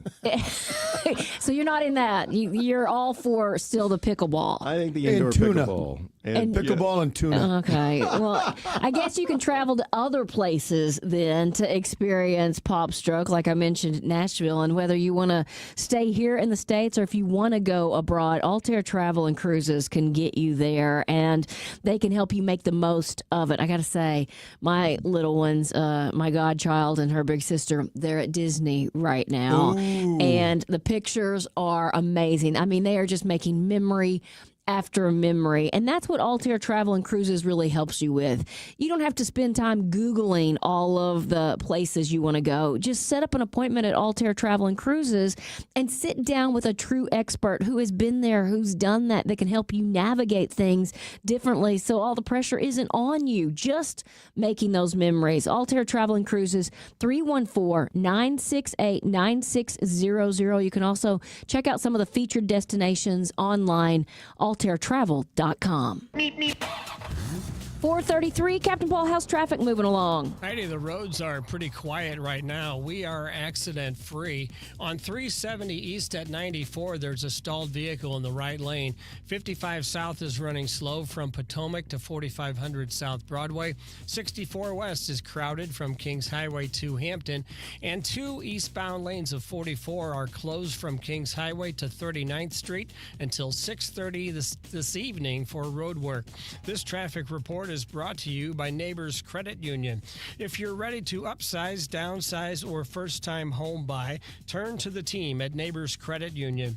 At Neighbors Credit Union, you'll find great rates, expert advice, and personalized friendly service throughout the entire home loan process and beyond. That's just what you'd expect from a great neighbor. Apply online today at neighborscu.org. From the KTRS Traffic Center, I'm Captain Paul Kopsky on the Big 550 KTRS. Don't get lulled into believing the IRS is getting soft. It's just the opposite. Hi, this is Lance Drury with the Lance Drury Law Firm.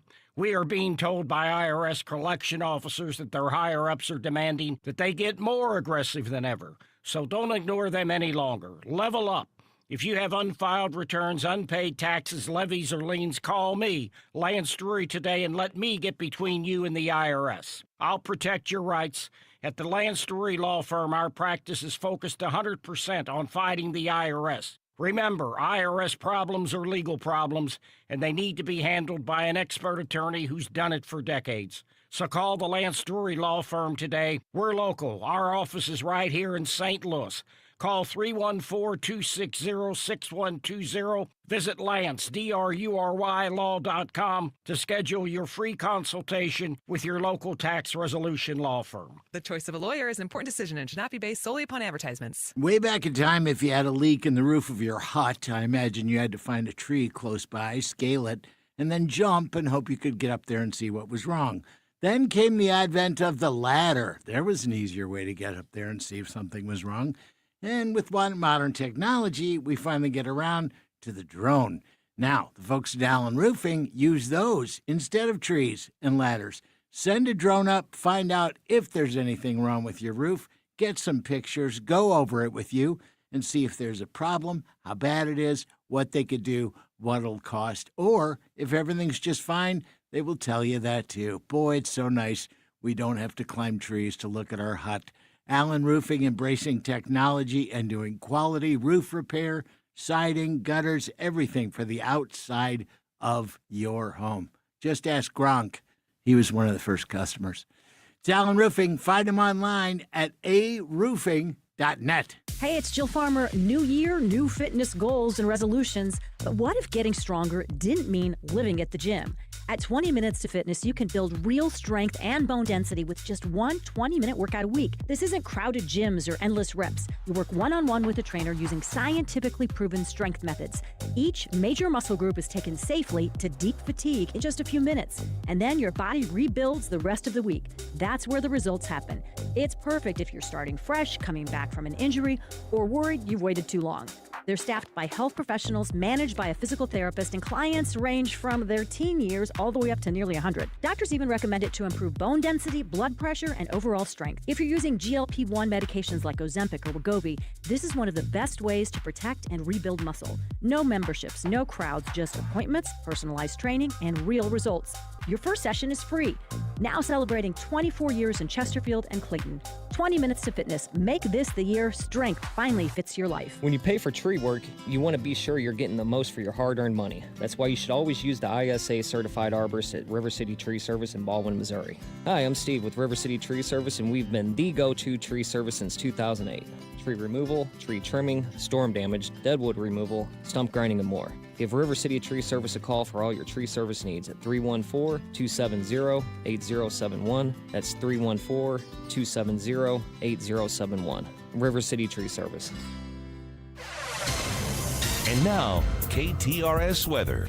I'm First Alert 4 Chief Meteorologist Steve Templeton. A nice break from what is typically cold winter temperatures. Instead, our low of 47, that's above the normal high of 40 for tomorrow. So 47 in the morning, sunny skies, a high of 60. The record is 73 from 2008. So no record, but still a mild day with sunshine. Wednesday, partly to mostly sunny, another high right around 60. That's the latest from the First Alert 4 Weather Center.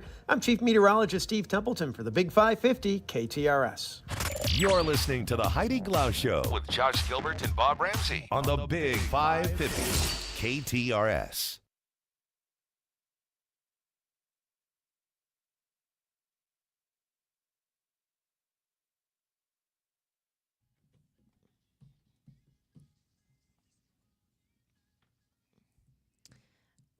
Did you see the list of 2026 banished words? I think a lot of people are probably happy to see 6-7 go away. Thank you. No, I'm still doing it. 6-7. Yeah, I don't know what it means. Yeah. A couple other ones. Massive. Now, it can mean big. Kids sometimes use it to be awesome, but that's one to say, get out of here. Full stop is another one. You know, when people started using it, I kind of liked it, but it's kind of been beaten up now. That's kind of the problem. My bad. Another repeat. It made this list in 1998, then resurfaced, and now it's been put back on the list. The first time I saw guys doing that in basketball. Oh, yeah. They touched their chest, my bad. My bad. And Coach Majerus one time said, yeah, we know it's your bad. We were watching. Ouch. Reddick, the Stranger Things thing ended, wrapped up on New Year's Eve. Yeah. Somebody had a problem because they said my bad in this final season, and it takes place in the 80s. No, I don't think it was in that. It was kind of a 90s thing, right? Yeah. I don't know. Maybe. I think more in even the 2000s, maybe. They said it made the list in 1998. Okay, there you go. So probably reach out. Again, it's a repeat. It was on the list in 1994, but reach out to me if you want to. You know where I first kind of got a feel for that was in Law and Order. Oh, yes. The detectives would use that all the time, and I do it sometimes, but yeah, I could see that would wear on people. I think it's interesting. The term at the end of the day has made this list 3 times in 1999, in 2022, and 2024. At the end of the day. No matter how it shakes out, at the end of the day, it's just a bad phrase. Yeah. Okay? It is, but we continue to use it. Well, what went into planning and executing Operation Absolute Resolve? It seems like a lot. Don Mahalik, ABC News law enforcement contributor and retired senior Secret Service agent, joins us to kind of give us a little bit of the insight. I mean, I cannot imagine. We're talking about more than 150 aircrafts, right? Heidi, it was an amazing evolution and execution by both U.S. military special forces assets as well as federal law enforcement. But this operation actually started back in 2020. Really? When the DEA indicted Maduro for narco trafficking and other narcotics-related charges related to his crimes against the United States. At that point, they started putting together a plan to try to capture Maduro. It went through fits and starts through the first Trump administration and through the Biden administration and then into the second Trump administration. And it came to a head last year where President Trump, through diplomacy, had his envoys giving Maduro every possible golden parachute option you could imagine to go into exile and live a pretty lush lifestyle in exile. But Maduro kept playing games and didn't play along and kept taunting the United States and taunting the administration. So as he was doing that, the Department of War was coming up with a plan to capture Maduro with the DEA and the Department of Justice and probably elements of the FBI HRT, which is a top-tier federal law enforcement Special Operations Unit. And they started putting a plan together that they could present to President Trump in order to capture Maduro and his wife. And that plan was based on significant intelligence. They had somebody in his inner circle who was feeding them intelligence about his pattern of life, which is critically important for the planning of an operation like this. In addition to that, you have the CIA and the NSA gathering other intelligence around the compound to figure out, okay, what does the surroundings look like? What's the security apparatus look like? What are we going up against? What is the grid and the infrastructure in and around that part of Venezuela? And that all comes together to feed the mission, which is how Delta, top-tier special forces unit in the world, and the 160th SOAR, one of the best special operations regiment out of the U.S. Army, could put together a plan based upon a mock-up of Maduro's compound in Kentucky that they could practice on, similar to what the SEALs did with the Bin Laden hit back in 2011. Yeah. So Delta and the 160th SOAR put together an operation plan based upon this intelligence and using information also from law enforcement sources, because the DEA has been on Maduro's case for years now.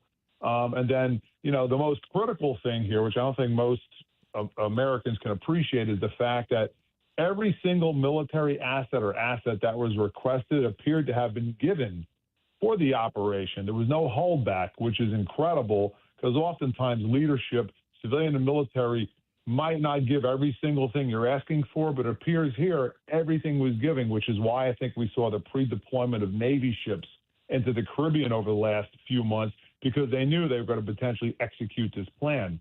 So while the military and law enforcement were planning this operation, the president and his administration were dealing with the diplomatic piece of it, which fell apart, which is when the president finally gave the green light to carry out this operation and to go grab Maduro and bring him to the United States for extradition.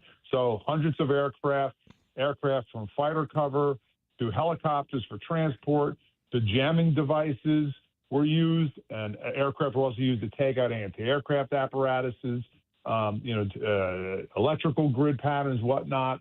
Ships were there to cordon off and shut off parts of the Caribbean to make sure it was safe. They move into the compound. They land. They go into the building. They plan for it ad nauseum. Delta does these runs hundreds and hundreds of times to make sure they plan for every contingency. They find Maduro. They find his wife. They engage some hostiles. I think there were 70 of his security forces that were killed. And I would blame Maduro for that, because had he surrendered, those folks would have still been alive. They extracted Maduro and his wife, flew him out onto a aircraft ship, an aircraft carrier in the Caribbean. And from there, they basically shut down the airspace in the Caribbean, because I noticed the airmen came out over the weekend that said basically nobody's flying around the Caribbean for the next 24 hours, as they flew Maduro and his wife to Stewart Air Force Base in upstate New York, which is the same place they fly terrorists into, Khalid Sheikh Mohammed being one of them. And then they helicoptered him from Stewart Air Force Base into Manhattan to an LZ in Manhattan, a landing zone in Manhattan. And then they brought him where they bring most criminals in New York City, to the Metropolitan Detention Center of Brooklyn to be held. And I believe today he had his first appearance in federal court in the Southern District of New York and Lower Manhattan. So all in all, tremendous operation by both the military, federal law enforcement. This proves we have the best and the brightest, especially when they're resourced appropriately. And the American people could be thankful that they could conduct this type of a surgical operation in a nation that is by far, a nation to not acknowledge as a pretty large and significant nation in the Western Hemisphere. Don, I want to go back to just how in depth. I mean, I read that they knew what foods he was eating for breakfast, lunch, dinner. I mean, why that kind of detail? Because when you're planning an operation like this, especially going into a foreign country, you have to plan for every potential contingency and make sure you understand the individual's pattern of life, so you can figure out when is the best, most opportune time to go in to get him. So you need to know when he's going to have breakfast, when he's going to have lunch, when he's going to have dinner. You need to know if he uses the gym. You need to know if he has a girlfriend on the side. You need to know, you need to know if there's a medical situation, because, say he has a heart condition and nobody knows about it. Now he's having a heart attack as you're trying to take him into custody. You need to know if there's children involved. They knew when the SEALs hit the Bin Laden compound, they knew Bin Laden's kids were there. So they paid attention to that because they didn't, of course, want to, hurt the kids. Right. So same thing here. So they need to know all of that in order to be able to affect this operation. What's most significant is that clearly his inner circle didn't want him there anymore because a lot of that type of information was coming from his inner circle and people close to him. Right. So they were feeding that information to the United States, who was able to use it to capture and remove him. Yeah. How do we know he had eggs for breakfast? Well, the guy that served him told us. Don, I heard a rumor that they got him right before they got into the safe room. The door was closing, and they caught it right before the door closed. What would happen if they made it to the safe room? How hard would it have been for those commandos to extract him from that? Typically, when a special operations unit's moving in for basically this is sort of a reverse hostage rescue, has a similar feel to it. They bring breaching tools, so they're prepared to breach a door to remove somebody. And I'm sure that they knew that he had a safe room. They probably knew the exact type of safe room he had, and they probably were prepared if they needed to breach that safe room to get him out. That's one of those contingencies that I'm sure the intelligence fed to them that they planned and prepared for. So that way, when an entry, if that did happen, they also timed this. That's the other most fascinating thing about operations like this. Whether it was the SEALs with bin Laden or this, they put themselves on a clock. They have a timing down, almost like a rhythm down as they're moving through the operation of how fast they want to move, where they want to move, how long it's going to take, how much time is going to be added if somebody gets to a safe room, how much time is going to be added to do this, and how much time they're going to need for evidence collection and things like that. That's all built into their op plan. Hey, Don, one more time I want to talk about get your thoughts on the amazing teamwork with it had to be thousands of people. I mean, from the elite Delta guys and jet pilots to airline mechanics and swabbies in the bowel of a ship, everybody had to do their job. Everybody has to do their job. This was an all-in operation from the deckhands aboard the carriers to the cooks that were preparing the food aboard the ships to feed everybody that was there because they had probably a lot of extra guests for a while. Mm-hmm. So the pilots, the fuelers, everybody. This is a tremendously choreographed operation that is as precise as if you were to go see, ballet on stage or something. It's that level of precision and that level of detail goes into these type of operations. And that also goes to the planning process that especially a unit like Delta goes through before they conduct an operation like this. Now, Delta is also able to turn on an operation within, 48 hours or so. But when they have time, they really get down to the granular details in order to make sure that everything is covered, everything is planned for. So when they execute, it's executed swiftly and flawlessly. Wow. Well, Don Mahalik, we so appreciate your insight on this sort of thing. You really break it all down so well. Thank you so much. Thanks for having me, guys. Appreciate it. It really is fascinating when you think about the sheer number of people that were involved in all the little and big jobs that they had to do well. It is 9 minutes before 5, Captain Paul. Roads looking pretty good? The roads are in pretty good shape, Heidi. It's been a quiet afternoon so far. 55 South is running slow from Potomac to 4500 South Broadway. 64 West is crowded from Kings Highway to Hampton. There's a problem with the signals at Olive and Dealman in Olivet. And 2 eastbound lanes of 44 are closed from Kings Highway to 39th Street until 6:30 this evening for road work. From the KTRS Traffic Center, I'm Captain Paul Kopsky on the Big 550 KTRS. John Beal Roofing has been proudly serving homeowners and businesses in the St. Louis metro area on both sides of the river in Missouri and Illinois for over 3 generations. A dependable roof begins with a team you can count on, and that's exactly what you get with John Beal Roofing. Recognized as one of Roofing Contractor Magazine's top 100 roofing companies, John Beal Roofing offers 24/7 emergency service and industry-leading warranties, including a lifetime workmanship warranty for total peace of mind. From upgrading an aging roof or completing a full replacement, the team at John Beal Roofing delivers solutions that are built to code, built to last, and handled with expert care. John Beal also responds quickly with reliable storm damage services backed by decades of experience and 24/7 emergency support. Get started started today for expert service and a free, no obligation estimate by calling 1-800-NEW-ROOF. That's 1-800-NEW-ROOF. Kuna Food Service has been the trusted food supplier in the Midwest since 1918.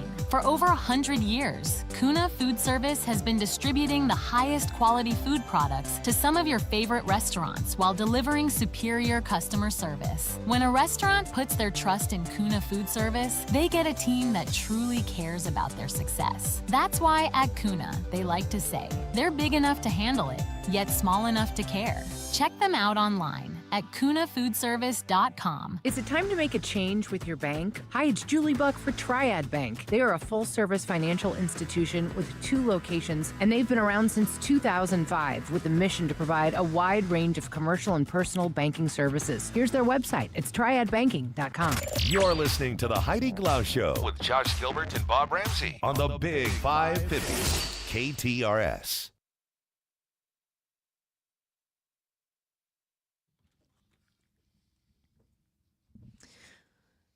What looks like Mizzou is getting another quarterback. KTRS Sports Director Brendan Weesey is here to discuss. It's not official, or it's certainly closing not. in. It's certainly not official, but it does. I mean, it by all intents and circumstances here, it sounds like it's going to be a done deal now. Remember, his Ole Miss team is still in the college football playoff. He is going to ride with them through the end, so that means... Is he 100% now? He could go in if he needed to. Yeah, he is their backup behind Trinidad Chambliss right now. He was the starter at Ole Miss at the start of the season. Simmons, right? Yes, to some pretty good numbers, especially if you talk about yards and yards per attempt. So I think all of that, and he won the job, let's remember that, out of camp, beat out Chambliss for the job, only lost the job because he suffered an ankle injury. Now, Chambliss was so good that even upon his healthy return, Simmons lost the job. He pipped him. Yeah, exactly right. That happens. And I think from Simmons' circumstances, that's a tough deal, but I think the fact that he had proven to be the guy at the start of the year. The arm talent is real. You get a couple of years of eligibility. There are a lot of things to like here when this does become official. And he'll fit well into Mizzou's plans? I think so. And something our Mizzou insider Eli Hoff wrote about over the weekend. This is unlike the last few times Coach Eli Drinkwitz has dipped his toe in the portal water to find a quarterback. You think back to before Brady Cook took over, he tried to land Jaden Daniels, who eventually would win the Heisman Trophy there at LSU. And then this last cycle, he looked at Miller Moss, the USC QB, did look at Fernando Mendoza before he wound up at Indiana and wound up going, I wouldn't say his second or third choice per se, but at least his second choice when you talk about Bo Pribula, because Miller Moss was first in line and he wound up going to Louisville. So this time, it's a bit of a change of pace. The first guy he identified by all accounts is Austin Simmons.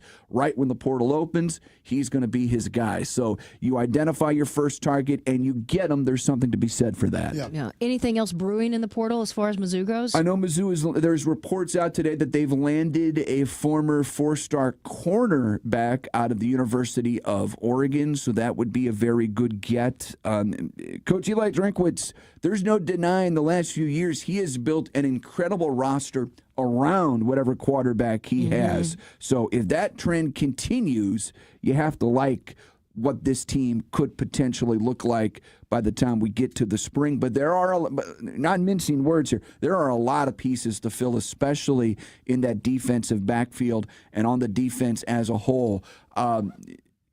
You've got 2 stud running backs coming back. You don't have to worry about that. There's receiver depth they're going to have to worry about. It's a work in progress. There are a lot of holes to fill, without question. Does anybody stay for 4 years anymore?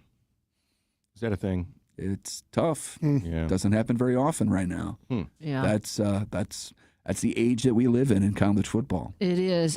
Staying with football, but going to the NFL, Travis Kelce joins a pretty elite club with 13,000 receiving yards. Third tight end to do it, I believe, and ends a brutal season for the Chiefs. 6 losses in a row to end the campaign. They got beat. Couldn't even watch it here in St. Louis yesterday. Yeah, it was not on in St. Louis. Yeah. And whether I guess that would have been a local Camo V decision to not have the game on. And it's understandable the way they've played. The game had 0 ramifications, but they lose it on a walk-off field goal to a Raiders team that would fire Pete Carroll just a few hours later. Yeah. Will Pete Carroll show up anywhere else, or is he done? I think he's done. He's had a Hall of Fame career, but clearly it was his first year. Now, the Raiders, I think I did the math today. Since COVID, this would be the Raiders' 5th or 6th coach. Oh, my gosh. Depending on the hire coming up here. Quick hook. Yeah. Unbelievable. Crazy. And then let's transition to basketball. Mizzou got a pretty big upset with a win over Florida. Really big win. Technically an upset, not a huge one when you win at home, but a big one. Tigers needed it in the worst way. They did not have that marquee win.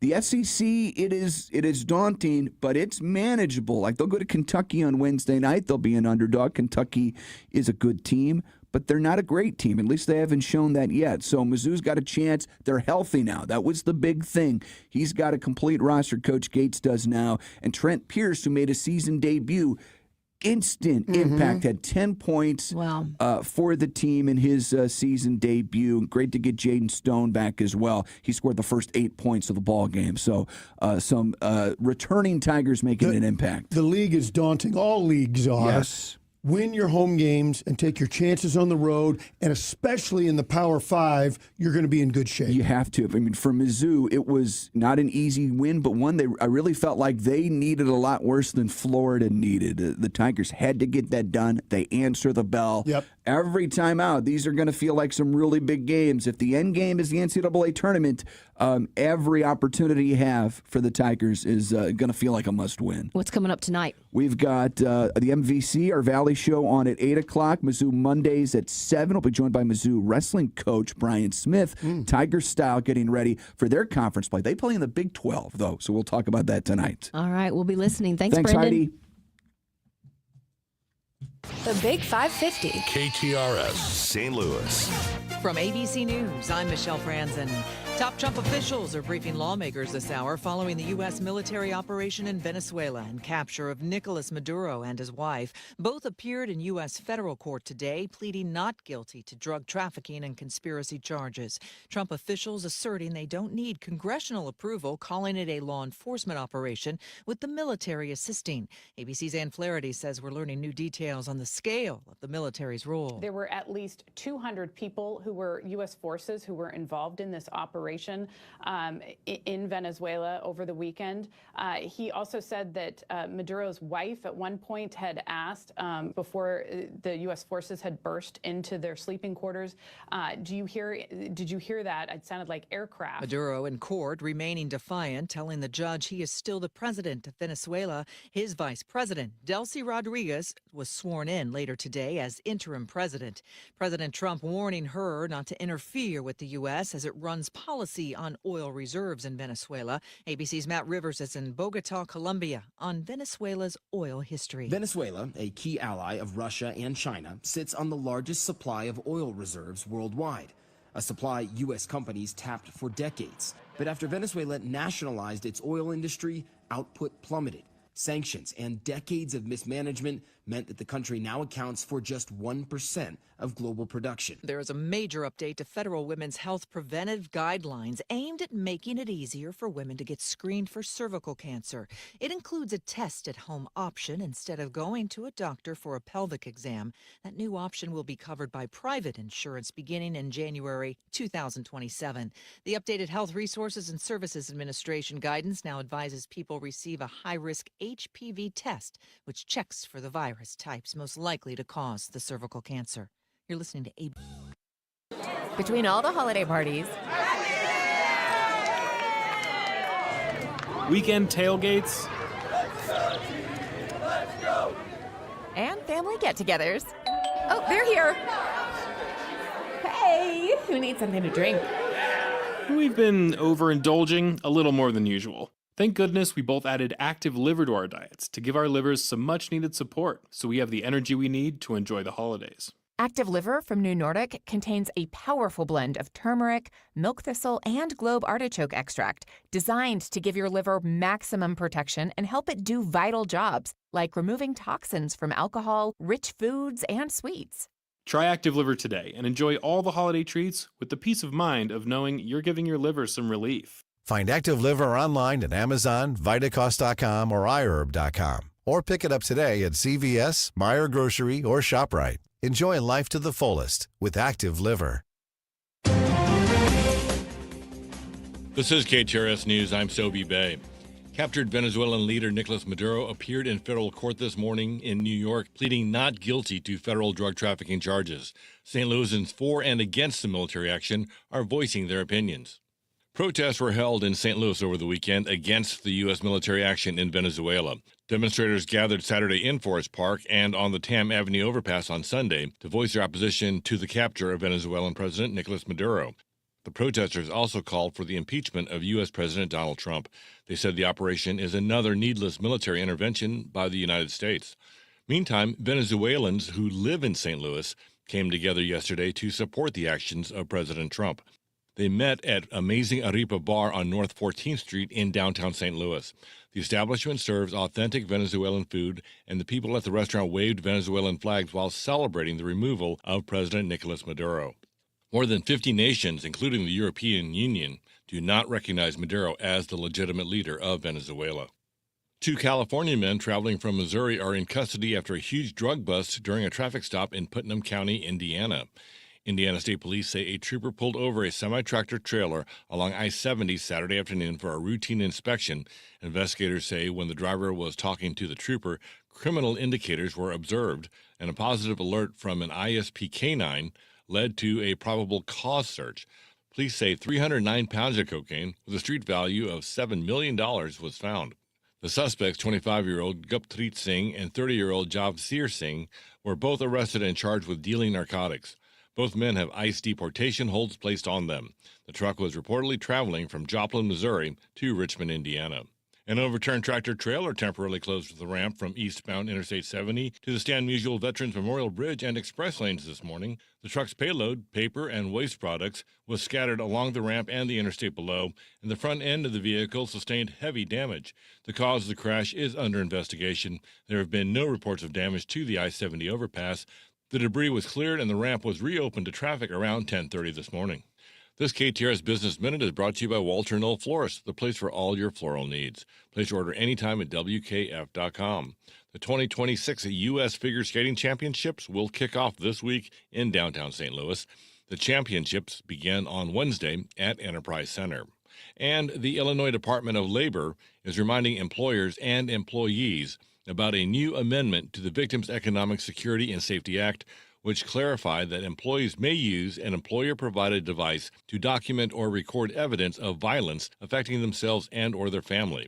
KTRS's Jill Enders has more. The amendment ensures that workers who use a business-owned device, such as a computer, tablet, or cell phone to record or preserve evidence related to domestic violence, sexual violence, or stalking, are protected under the Act and may not be disciplined or retaliated against for the use.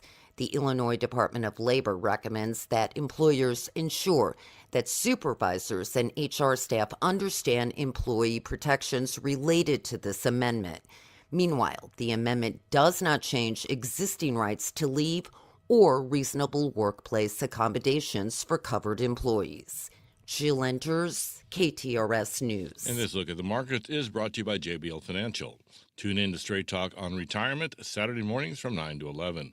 Big jump on Wall Street today at the close. Dow Jones finished up 595 points to 48,977. S&P 500 up 44 points to 6,902. NASDAQ up 160 points to close at 23,395. Now let's check sports and traffic with Captain Paul Kopsky. Sobe, it looks as if Eli Drinkowitz has already landed his transfer portal quarterback in Austin Simmons from Ole Miss. No official announcement is expected until Simmons' run with the Rebels in the college football playoff concludes. And Jordan Binnington posted his first shutout of the season as the Blues won back-to-back home games over the weekend. Next up for the note, a date with the Blackhawks in Chicago on Wednesday night. I'm Paul Kopsky from the Royal Banks of Missouri Sports Desk, and now on to traffic. 55 South is running slow from Potomac to 4500 South Broadway, where it's stop and go at times. 64 West is crowded from Kings Highway to Hampton. There's a problem with the signals at Olive and Dealman in Olivet. And 2 eastbound lanes of 44 are closed from Kings Highway to 39th Street until 6:30 this evening for road work. From the KTRS Traffic Center, I'm Captain Paul Kopsky on the Big 550 KTRS. Thank you, Captain Paul. KTRS weather tonight, clear, overnight low of 45. Tomorrow, sunny, high of 60. Wednesday, high of 62. Chance of thunderstorms Thursday night into Friday. Right now, 57 degrees. The time is 5:08. I'm Sobe Bay, KTRS News, the talk of St. Louis. You've had all these great ideas about what to do with your outside space. Now's the time to take the next step and call Outdoor Living, because Pat Leahy and the gang at Outdoor Living have built a showroom, which is a great resource for you. You can go in and see all the products they have, the composite decking, the metal framing. You see, at Outdoor Living, what they pride themselves on is building it right the first time and never having to worry about it again. So they build it. You can enjoy it for the rest of your life. Outdoor Living, their showroom on Big Bend and I-44 in Kirkwood, is a great resource for you. You can go and see all the different ways and all the different things they can do. Then they'll come out, they'll do a site visit, and in just a few short weeks, you will have the dream deck, fence, gazebo, pergola, whatever it may be.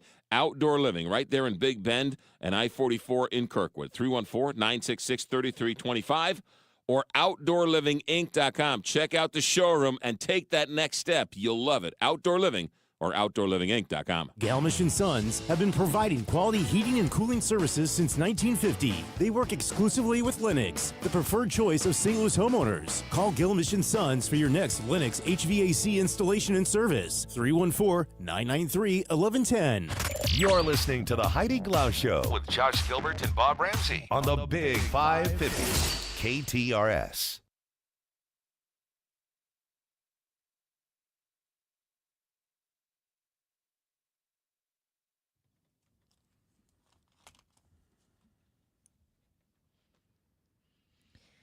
Saturday's raid and extraction of the Venezuelan president and his wife leaves many of us with a question about the legality of the operation. So we brought in our KTRS legal analyst and SLU constitutional law professor, Mr. Greg Willard, to explain. It is great to see you. Happy New Year. Great to be with you and Josh. Happy New Year. I think everybody here at KTRS was ringing your phone today. Can you please come on and explain this? We don't understand this. Yeah. Please, a busy man you are. It was quite a weekend, shall we say. You've heard me use this quote before, but I thought about it again as I began to get calls from the station.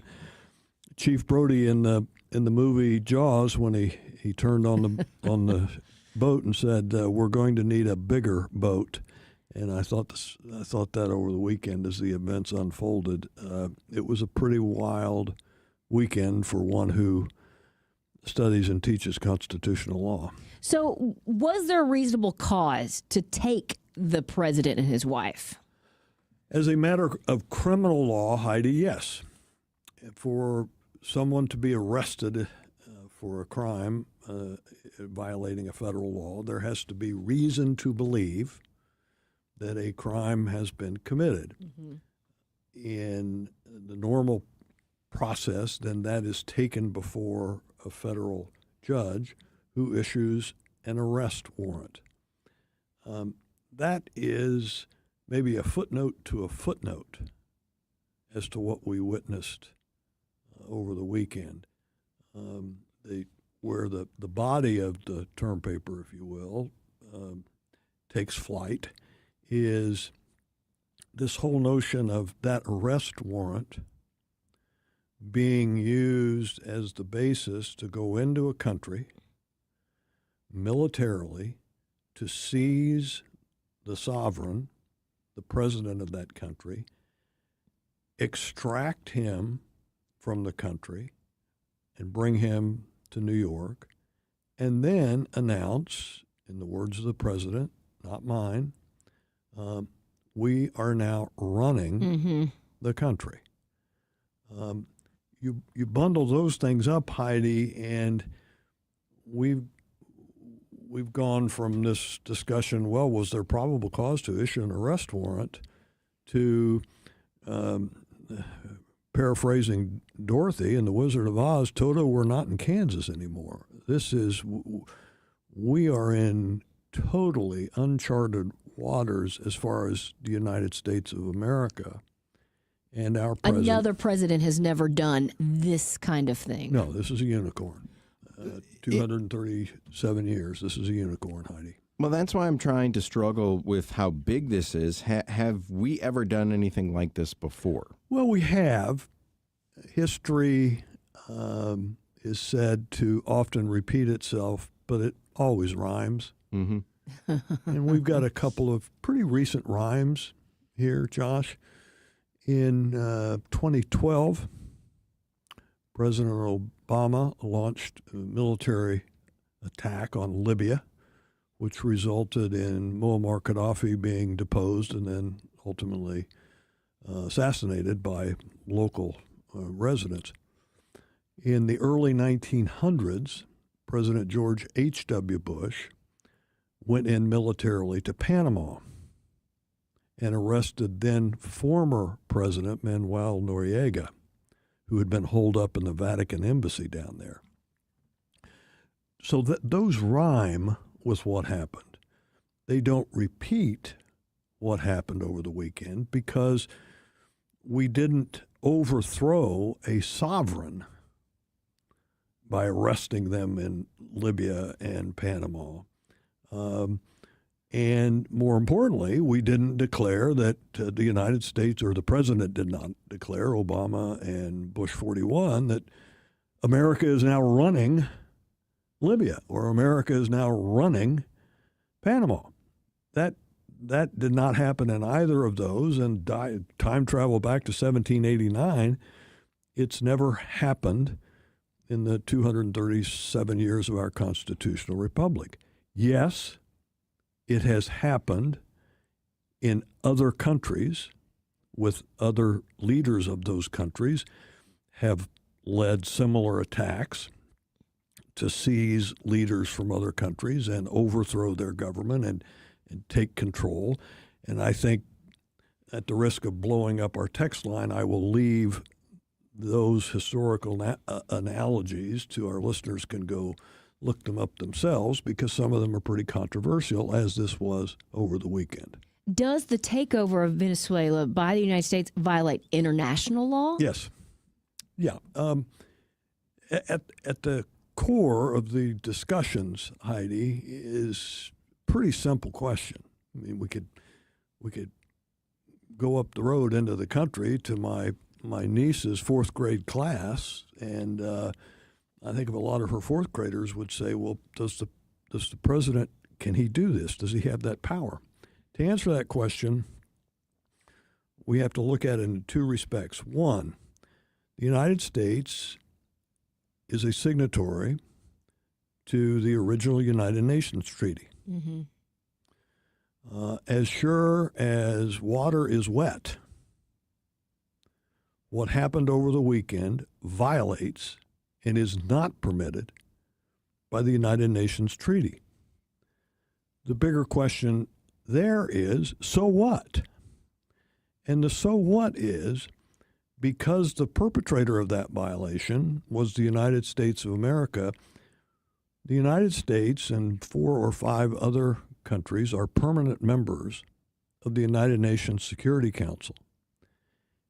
And the United States can veto any resolution purporting to take action against the United States for violating the UN treaty, which, again, water is wet and the treaty was violated. Just to give you context and our listeners context, and I don't mean to be flip, but I think it drives the point home that Yeah, there's a violation, but so what? Because the United States is a permanent member on the Security Council and can veto any resolution, it's reminiscent of the high school student council. In New Madrid, Missouri, or Pittsfield, Illinois, and the high school student council passes a resolution and says, we hereby resolve that everybody at high school this semester is going to get all A's. Well, good luck with that. The same thing with the United Nations purporting to take punitive action against the United States for what happened over the weekend. The second, then, level, back to your question, is the United States Constitution. If the three of us were having this conversation in 1789, I would bet my life that the answer is the president does not have the power to go in and arrest a sovereign leader, bring that person to the United States, and then take over and run another country. No question at all in 1789. First and foremost, because the Constitution is clear, and the framers back then all understood that only the Congress has the power to declare war. Not the president, over in Article 2. The Congress, right there in the language, has the only power to declare war. Now, time travel with me then, 237 years to this past weekend. Well, what has happened is there has been this gradual ceding or acquiescence where Congresses to presidents of both parties have given up their power. 1945, we ended World War II. Since 1945, we have had the Vietnam War, the Korean War, the War on Terror, the war in Iraq, the war in Afghanistan, and now our war action over the weekend against Venezuela. They're all wars. And hundreds of thousands of our fellow citizens were killed or gravely wounded. But they all have one other thing in common. Every one of those wars, Korea, Vietnam, Iraq, they were not declared by Congress. The presidents of both parties, let's be clear, took this nation to war. What happened in response? What happened with the checks and balances that we all learned about in grade school civics? Nothing. Congress, time and time again, stood by silently. What I would urge our listeners to do, listen to what you're hearing from the Democrats right now on Capitol Hill, and listen what, if anything, you're hearing from the Republicans. Then go back, just go back 14 years to when Obama attacked Libya for regime change, and read the quotes of the Democrats back then supporting that unilateral action, and the Republicans screaming to the rafters that it was unconstitutional and only the Congress has the power to declare war. What has happened for many decades, and that's why I say, is that the constitutional duty of our representatives and senators has been thrown into the ash can of history in favor of politics and political loyalty. The result is that we have a president, a presidency, I should say, of both parties. I can't stress this enough, that they are the decider. In 2026, they decide to take us to war. Another quick analogy. This may ring a bell with you, Josh, with Finn.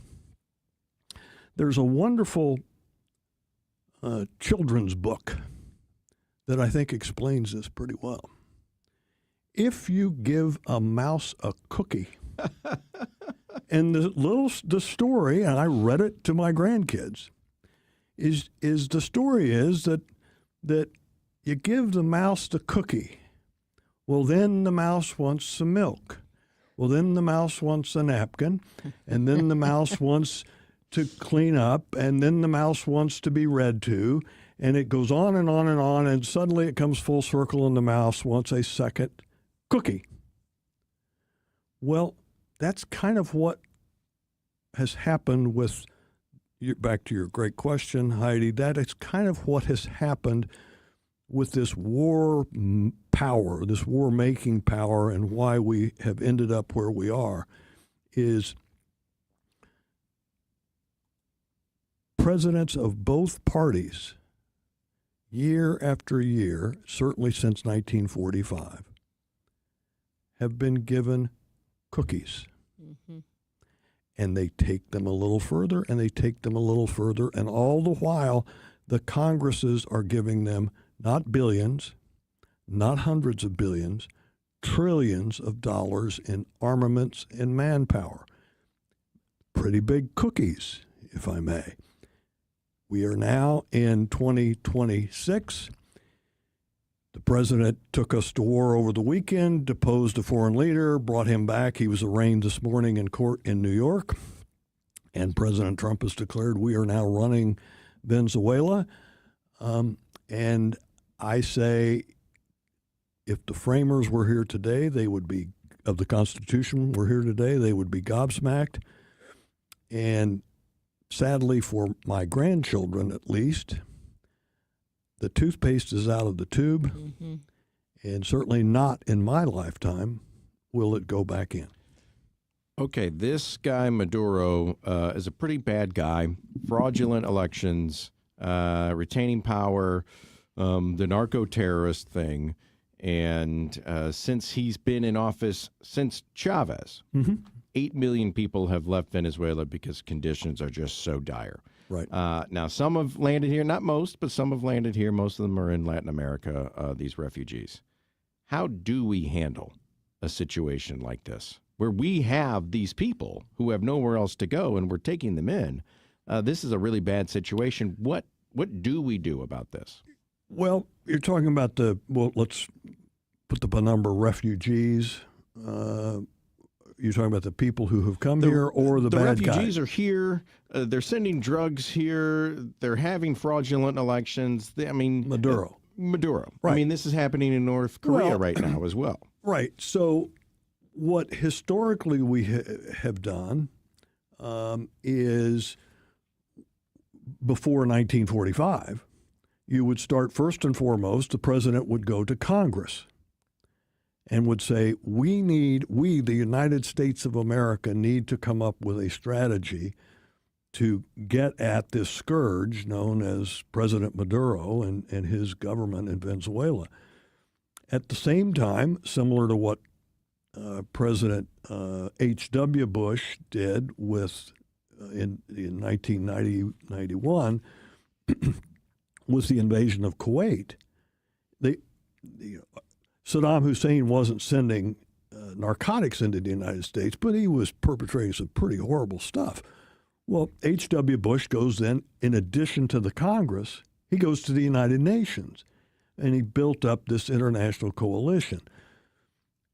That's the basic template that at least a graduate school study of, well, what would have been an alternative would look like. It would be this mosaic, if you will, and there would be a mosaic tile of the United Nations, a mosaic tile of a program with Congress, other allies, law enforcement, pressure campaigns, and you would bundle all of those up. Whether that would be effective, who knows? But to cross that line and say, we are going to come in, the United States of America, and we are militarily going to remove your president, so stipulated, a really bad guy. But we're going to come in unilaterally, we're going to remove him, we're going to take him to the United States and put him into the grinder of our justice system. And oh, by the way, we're going to start running your country. Wow. Now, there may be among our fellow citizens 340 million of our fellow citizens, there may be a majority that, as a matter of politics, they say, yeah, just what you were outlining, Josh, he's a bad guy. And by golly, President Trump, that's great. Get him.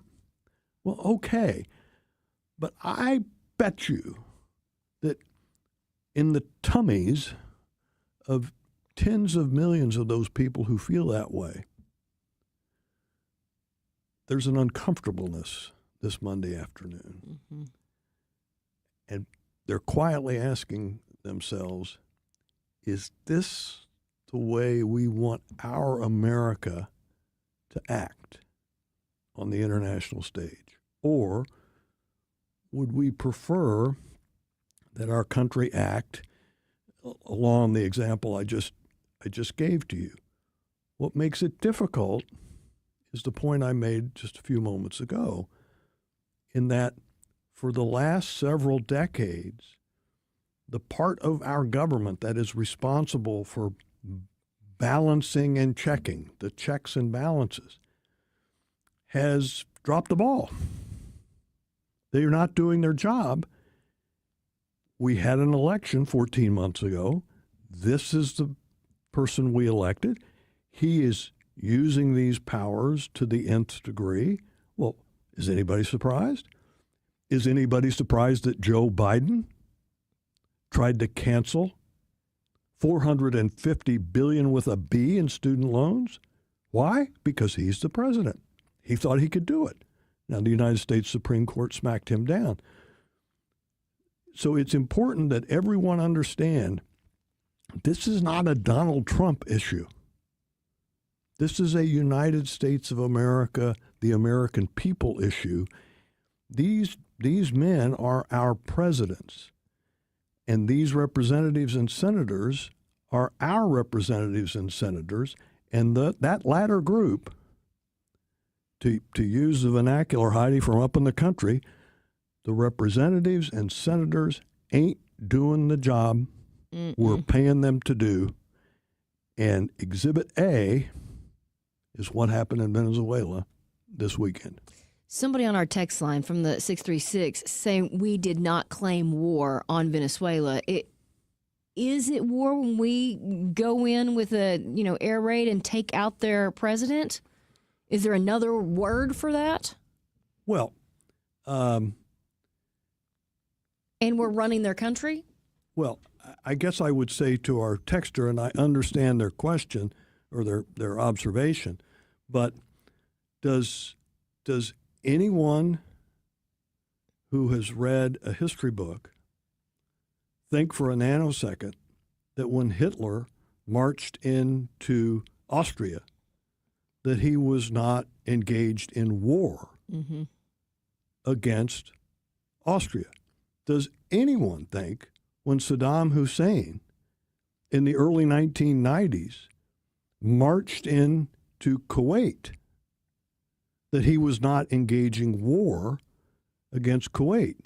In both instances, they took control and were running Austria and Kuwait. Well, President Trump said, we're running Venezuela. Now, is somehow that not an act of war, what happened this weekend?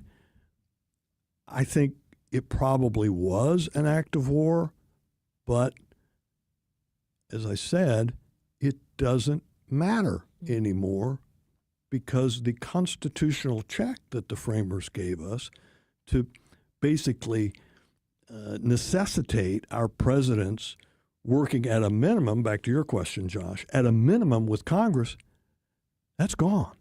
Right. It's gone. Why is he in New York right now? The Southern District of New York has him, and he will stand trial under those attorneys. Why isn't there some sort of court in D.C. that would handle this? The word is venue. Sort of two basic cornerstones of our criminal justice system: jurisdiction and venue. The venue is your question. I read the indictment over the weekend, and sort of woven through the indictment are the conspiracy counts. It's a very vast conspiracy, illegal importation of narcotics, narco-terrorism, financial crimes.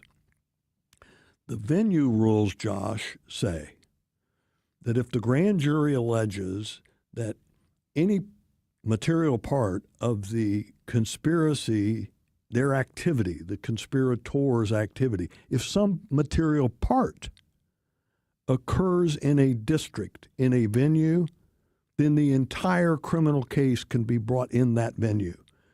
My guess is that the Justice Department and the prosecutors felt that they would be able to most effectively put on their case in the Southern District of New York, because the Southern District of New York, this ain't their first rodeo with this type. It probably could have been brought in Washington, federal court in Washington, I think most assuredly in Florida.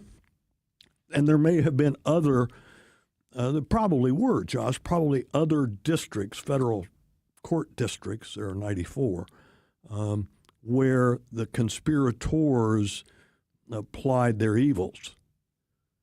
The Justice Department and the prosecutors decided that the Southern District of New York was the best place to bring these charges, so they did. On the jurisdiction, to get jurisdiction over a foreign sovereign, you got to have his backside within the four corners of that district, which is why he was flown over the weekend from Venezuela to, I assume, Guantanamo, the naval base, and then on up to New York.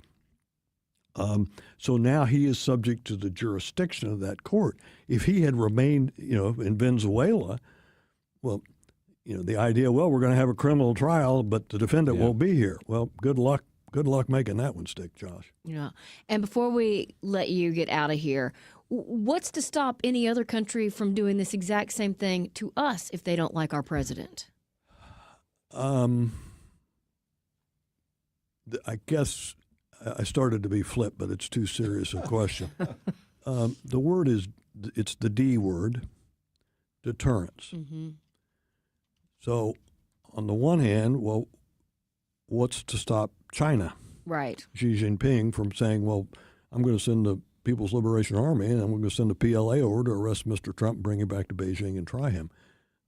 Well, we have deterrence all the way up to there's a military officer a few feet right now from President Donald Trump with the black box with the nuclear codes. Got it.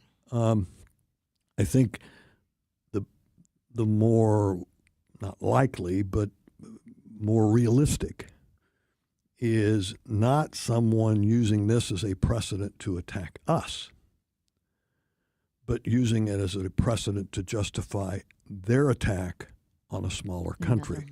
Mm-hmm. Dare I say the word Taiwan. Right. Or other countries. And that's why I think a lot of nations around the world are so upset from the United Nations part of this that we just talked about, is that we have had this institutional and international framework since 1946. And for all its faults and for all its missteps, it's done a pretty good job. Mm-hmm. It really has done a pretty good job. Well, when suddenly one of the permanent members of the Security Council takes it upon themselves to militarily seize the sovereign of another country, take that sovereign out of the country, and then declare we are running that country, what does that do not only to the structure but to the fabric of this United Nations? Again, I was born at night, but not last night. I know it's not perfect, but goodness sakes, have we reached a point in international relations that the perfect is the enemy of the good, and we just say, well, we don't care. We're going to do this. We don't care what the United Nations structure says and what we've signed on to to that treaty. That's a conversation that needs to take place not just in the Oval Office, in the West Wing and the White House. That's a conversation in terms of what we want to be as a country that needs to be talked about at some supper tables in New Madrid, Missouri, and Pittsfield, Illinois, and around the country. That's a big boy and big girl topic that we all need to be thinking about. Well, so well said. We love having you be a part of this show. We love your insight. It's not just myself and Josh and Bob. Greg Willard is the best from 314 and really funny with his analogy. Thank you so much for joining us and trying to break all of this down. Well, Heidi and Josh, great to be with you as always, and thank you. That undoubtedly must have been one of my sisters up in the country who was listening to us, weighing in on the text line. But we reach up to Pittsfield. Absolutely, but I do, as I know both of you do. I appreciate our terrific texters and enjoy it when we can all get together and at least in some small measure, hopefully, I can clarify a little bit of this conundrum with them from time to time. Thank you and stay safe. Thank you. 538, Captain Paul. How's traffic moving along? Heidi, the latest is an accident on 44 East past Jamison, blocking the two right lanes and causing a stop-and-go jam. Estimated clearance time is 6:10. 55 South is running slow from Gasconade to 4500 South Broadway. 64 West is crowded from Kings Highway to Hampton. There's a problem with the signals at Olive and Dealman in Olivet. And two eastbound lanes of 44 are closed from Kings Highway to 39th Street until 6:30 this evening for road work. This traffic report is brought to you by Neighbors Credit Union. If you're ready to upsize, downsize, or first-time home buy, turn to the team at Neighbors Credit Union. At Neighbors Credit Union, you'll find great rates, expert advice, and personalized friendly service throughout the entire home loan process and beyond. That's just what you'd expect from a great neighbor. Apply online today at neighborscu.org. From the KTRS Traffic Center, I'm Captain Paul Kopsky on the Big 550 KTRS. You've had all these great ideas about what to do with your outside space. Now's the time to take the next step and call Outdoor Living, because Pat Leahy and the gang at Outdoor Living have built a showroom, which is a great resource for you. You can go in and see all the products they have, the composite decking, the metal framing. You see, at Outdoor Living, what they pride themselves on is building it right the first time and never having to worry about it again. So they build it. You can enjoy it for the rest of your life. Outdoor Living, their showroom on Big Bend and I-44 in Kirkwood, is a great resource for you. You can go and see all the different ways and all the different things they can do. Then they'll come out, they'll do a site visit, and in just a few short weeks, you will have the dream deck, fence, gazebo, pergola, whatever it may be. Outdoor Living, right there in Big Bend and I-44 in Kirkwood. 314-966-3325 or OutdoorLivingInc.com. Check out the showroom and take that next step. You'll love it. Outdoor Living or OutdoorLivingInc.com. Hey, it's Jill Farmer for Premier Heating and Cooling. When winter hits St. Louis, your furnace doesn't get a day off. And if yours is older, it may be running nonstop and still not keeping you comfortable. Winter has a way of exposing weak links. You're probably paying more and getting less. Or if your home never quite feels warm enough in the winter, your furnace may be telling you something else, especially if it's been around for a while. That's why I want you to call Premier Heating and Cooling. Their technicians go through 5 years of training beyond industry standards. It's Premier standards. Heating your home shouldn't feel like a struggle.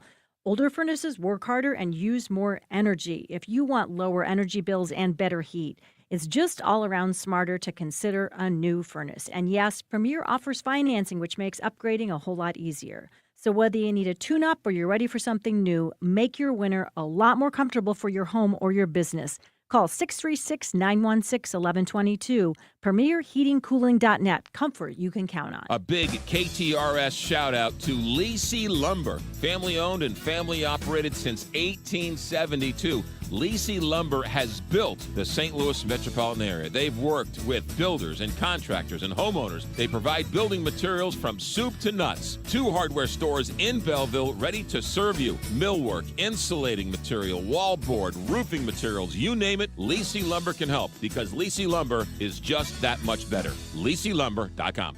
The St. Louis Chess Club is a newly expanded 30,000 square foot state-of-the-art chess center featuring world-class tournament playing halls, classrooms, library, and casual play spaces for everyone who loves the game. But it's so much more than a place to play. It's where champions are built on the board, in the classroom, and across the community, with a mission to bring the game to everyone from all levels, with memberships starting at just $15 a month. Discover the excitement, the challenge, and the community of chess at stlouischessclub.org. Since 1974, Permajack of St. Louis has been helping residential and commercial owners protect their biggest investment. From successfully solving foundation structural problems to making sure basements remain dry, Permajack has performed tens of thousands of projects on both sides of the river, utilizing state-of-the-art technology, techniques, and equipment. Permajack of St. Louis has done it with honesty and integrity, never recommending anything outside of what you really need. For many repairs, Permajack provides a transferable life of structure warranty, all while Permajack of St. Louis has earned a BBB A+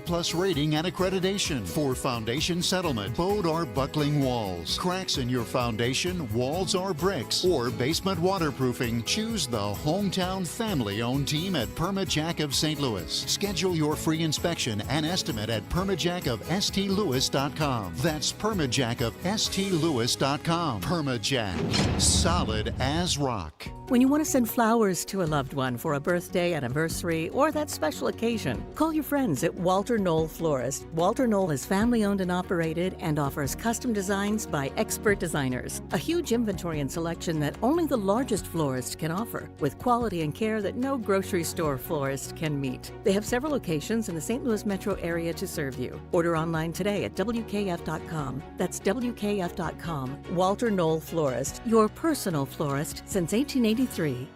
You're listening to the Heidi Glaus Show with Josh Gilbert and Bob Ramsey on the Big 550 KTRS.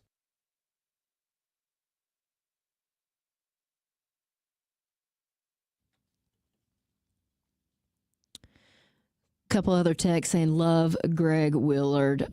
He just breaks things down so beautifully, and it makes it conversational, and certain things that maybe we don't want to talk about. Of course, you can go to the St. Louis County Library and grab a book on this sort of history. What do we need to be knowing? Except maybe that doesn't explain it the way you want it. Maybe you would rather go to the library and grab something that's a little more fun and lighthearted. You'll find that too. Or maybe you're looking for something completely different. Maybe you're looking for the Library of Things, where you can check out a telescope or fishing poles if you want to take your grandchild fishing. They have a fort making kit.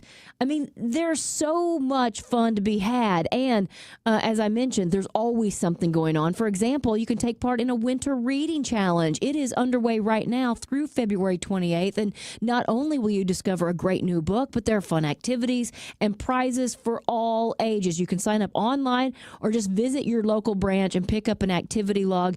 All you do is complete at least 5 activities, and then you're entered into a prize raffle. You can learn more at slcl.org.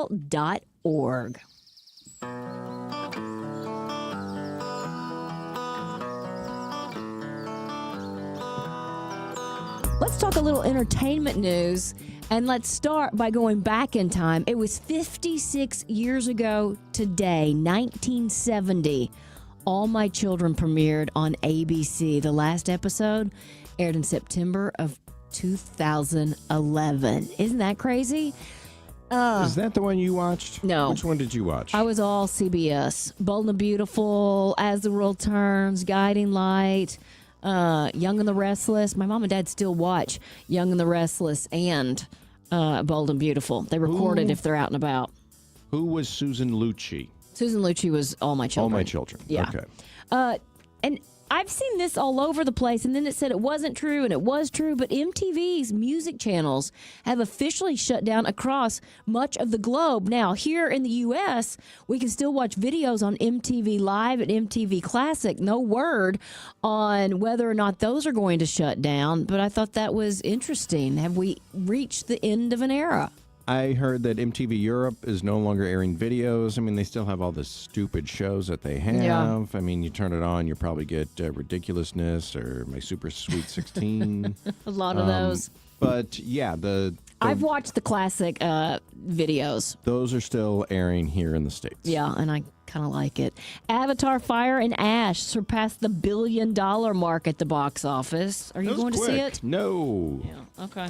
Gosh, no. The Critics' Choice Awards were last night. One battle after another took home Best Picture, which a lot of people around here, Max, a lot of people have said it is a fantastic movie, and it's one that I definitely want to see.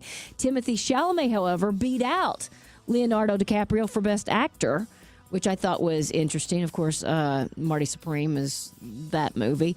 Best Actress went to Jessie Buckley and Hamnet, which Hamnet has been talked about a lot. Best Comedy for a movie went to The Naked Gun, which I kind of want to go see. And then on the TV side, which we are really into the first season right now of The Pit, and it won Best Drama. Noah Wyle won Best Actor, Best Actress in a Drama Series.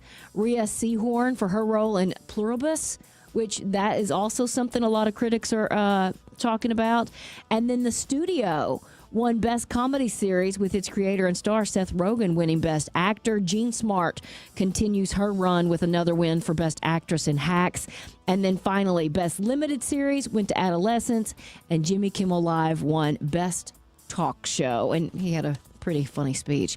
As for birthdays today, January Jones, Betty Draper on Mad Men, she's 47.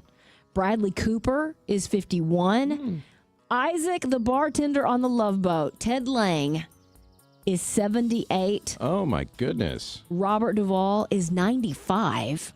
Wow. And I just had to mention this because I saw a lot of people posting on Instagram. Diane Keaton would have been 80 today. Yeah. Even Chelsea Handler, who was hosting the Critics' Choice Awards last night, at one point she came out in a suit, and she said that was her kind of nod to Diane Keaton. Yeah, with a necktie, which is pretty cool. That is your evening entertainment report here on the Big 550 KTRS. I have a big announcement to make. Okay. I'm inviting you to join me October 24th as we journey. Are you ready for this? In search of Iceland's magical Northern Lights. We're going on another trip with Colette. We're going to experience the land of fire and ice with a rare opportunity to search for the Northern Lights. Of course, one of nature's most dazzling light displays. There's going to be steaming lava fields, massive glacier sculpted mountains and valleys. We've got waterfalls, which, Josh, I know you think don't really exist, but they do. We're going to travel the Golden Circle, walk on the black volcanic sand beach, which I'm really excited about, plus relax in the warm, mineral-rich water of the Blue Lagoon. This and so much more. Colette handles all of it, from flights and meals and hotels and even the local experiences. Your job is to just join me and start making some great memories. We're going to have the time of our life, so don't miss out. Join me and call our friends at Altair Travel, 314-968-9600, 314-968-9600. You can also go to our website, ktrs.com, to learn more. Again, the number over at Altair, 314-968-9600.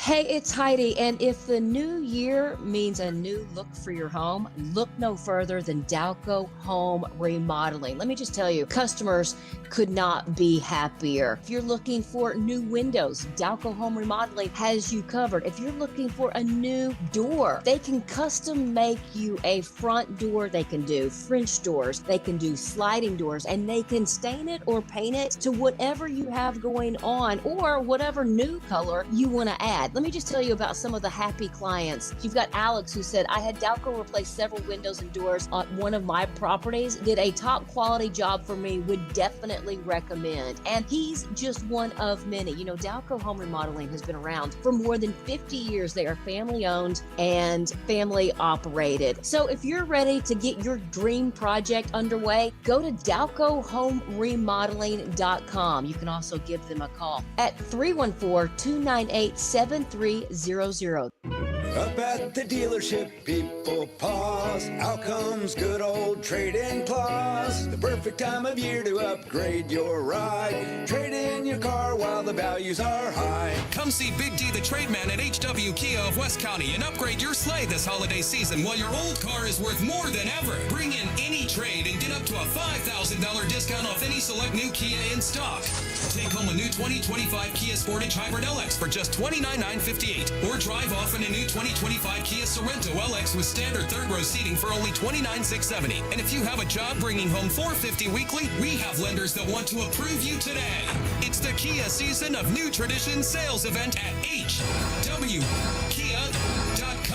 On approved credit, not all will qualify, plus tax title license and $587 title and registration processing fee. 22 or newer trade. Negative equity refinanced and new loan. Rebates and incentives to dealer. Not all will qualify through KMF. $13.89 per $1,000. Offers not in combination. Expires 1/4/26. How do you separate estate planning from elder law? You don't, because they're so intertwined. Let's face it, we're all getting older, and you need to make these decisions today, whether it's for your parents, for yourself, or for future generations. Rudy Beck, Jay Lennox, and Caroline Stolzer have been navigating these important decisions for more than 50 years. Beck, Lennox, Stolzer, Estate Planning, and Elder Law. Call them, 636-946-7899 or beckelderlaw.com. You can thank me later.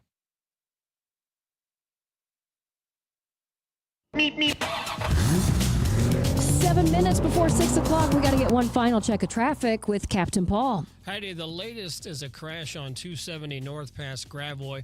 An accident on 44 east past Jameson is blocking the two right lanes with traffic backed up to near Shrewsbury. Close by, two eastbound lanes of 44 are closed from Kings Highway to 39th Street until 6:30 this evening for road work. And there's a problem with the signals at Olive and Dealman in Olivet. From the KTRS Traffic Center, I'm Captain Paul Kopsky on the Big 550 KTRS. Dr. Joe, it can get very confusing, but the one thing we need to know is GLP-1, right? That's the magic cure. Yeah, they're on the med, and these medications are used, these GLP-1s, for reducing inflammation in your body. I get so many folks that are like, wow, I don't have the knee pain. I don't have the... Because once you start losing weight, all these other things naturally happen to you in a positive way. Not just talk about the deals for KTRS listeners at stlmedweightloss.com. All KTRS listeners, they get $50 to $100 off their first month.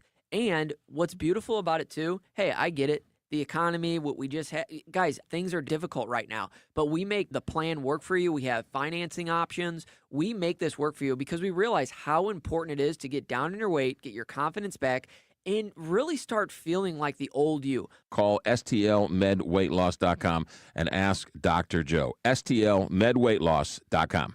With over 30 years of experience in top-quality senior living, McKnight Place Assisted Living knows how to help its residents live fulfilling lives. The professional staff gets to know all residents and their families. McKnight Place Assisted Living has become known for its high-quality amenities, personalized services, and expert care. But its history of making people a priority is what really sets it apart from many other senior communities. That starts with the residents and extends to their loved ones. 314-993-3333 or visit them at mcknightplace.com.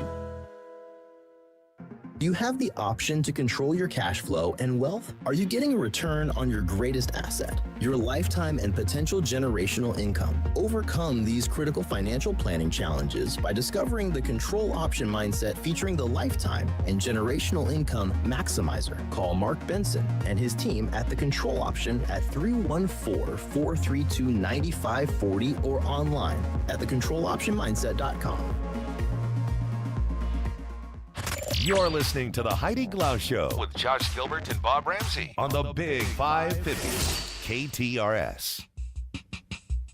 All right, let's wrap this show up with a couple randoms. Okay, I knew this already, but Chuck Berry's only number one hit. My ding-a-ling. Right? Yeah. Of the entire career of Chuck Berry, the only time he hit number one was in 1970 with a joke song. Which is a fun song. I do kind of like it. You do? Yeah. I hate it. Well, nobody is surprised by that. Key limes were considered a weed in Florida until the Great Freeze of 1894 destroyed all the lemon groves. Farmers replanted the Mexican limes, as they were known. They become known as Florida key limes, and they are now a beloved regional crop. Here's the difference between key limes or Mexican limes and Persian limes. That's the other one. Key limes are smaller, rounder, more tart, aromatic, and have bigger flavor. Huh. I don't think I would know the difference. Do they look the same? Persian limes are much bigger. Okay, good to know. All right, you guys, that does it for us. Thanks for hanging out with us on this Monday afternoon. I hope you had as much fun as we did, and hopefully you'll meet us back here starting at 3 o'clock tomorrow. Until then, see if you can put a smile on somebody's face.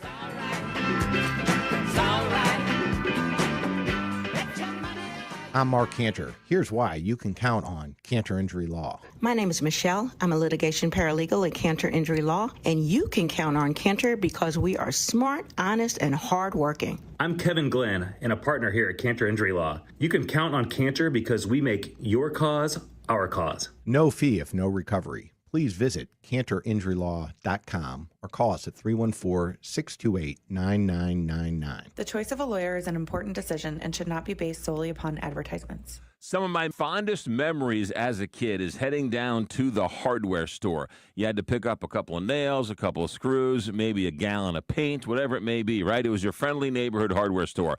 Well, those don't exist anymore in St. Louis, except for Schnarr's Hardware. They have 2 locations in Webster Groves and in Clayton Road in Ladue. Schnarr's Hardware is that place where you go in and you can get that bucket of paint, you can get a couple screws. The advice is always free. And the one thing about Schnarr's Hardware that every single family hardware store used to have, and that is the smell. It smells like a hardware store. It's got the selection. I don't know how they do it. It's a small store, but they got everything you ever need. They got the paint. They got paint matching. They've got big green eggs. They've got screws and nails and everything a hardware store should have. Schnarr's Hardware, 2 locations, 1 great hardware store. Schnarr's Hardware, we'll see you there. Why do the national tax resolution firms need the tiny fine print at the bottom of all their TV ads? Hi, this is Lance Story with the Lance Story Law Firm. You don't hear fast-talking disclaimers in our ads because the claims we make are 100% transparent. The Lance Story Law Firm primarily focuses on one thing, IRS problems, and we're regulated by the Bar Association, and we have a AAA rating with the Better Business Bureau. IRS issues are serious legal issues. The Lance Story Law Firm has helped thousands of clients navigate the best resolution plans, and we tell you up front exactly how much it'll cost. Tax resolution law is all we do. So before you send money to some out-of-town, high-pressure salesperson, give us a call at the Lance Story Law Firm, located right here in St. Louis. Call today to schedule your free consultation with me, 314-260-6120, or visit Lance, DRURYlaw.com. The choice of a lawyer is an important decision and should not be based solely upon advertisements. My doctor told me my cholesterol is borderline, so I took control with Garlic Healthy Cholesterol Formula. Garlic helps maintain healthy cholesterol safely and naturally. It's odor and taste-free, and Garlic is a world leader in garlic potency. I'm taking charge of my cholesterol with Garlic Healthy Cholesterol Formula, cholesterol's natural enemy. These statements have not been From ABC News, I'm Stephanie Officer. Nicolas Maduro and his wife arraigned in a New York City federal court where they're facing drug trafficking charges. Senior members of President Trump's national security team are briefing select members of Congress on Venezuela at a closed-door Capitol Hill session. ABC's Ann Flaherty. We saw Nicolas Maduro, just days ago being dragged out of the palace there in Venezuela, now sitting in a courtroom. Really just an amazing sight there. He was wearing earphones. We were told that he was speaking through a translator.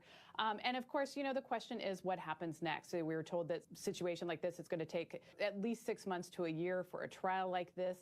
Left over from 2025, the COVID-era subsidies that kept premiums lower for the millions of Americans who get their health insurance through the Affordable Care Act. Congress did not come to an agreement last year, even after that government shutdown. Julie Appleby is a senior correspondent for KFF and tells ABC News many people are seeing alarmingly high prices and some are opting to go without health insurance. There is no subsidy available for folks who earn more than 4 times the federal poverty level, which right now is about $62,600 for an individual and about $84,600 for a family. So folks above that level aren't getting any subsidies. And that's where you're also seeing people who are suddenly running into, $1,000 or more a month on top of what they were already paying. Arizona authorities spent part of today investigating a suspicious package in downtown Phoenix near the state capitol. A joint statement from the Arizona Department of Safety and Arizona Supreme Court says the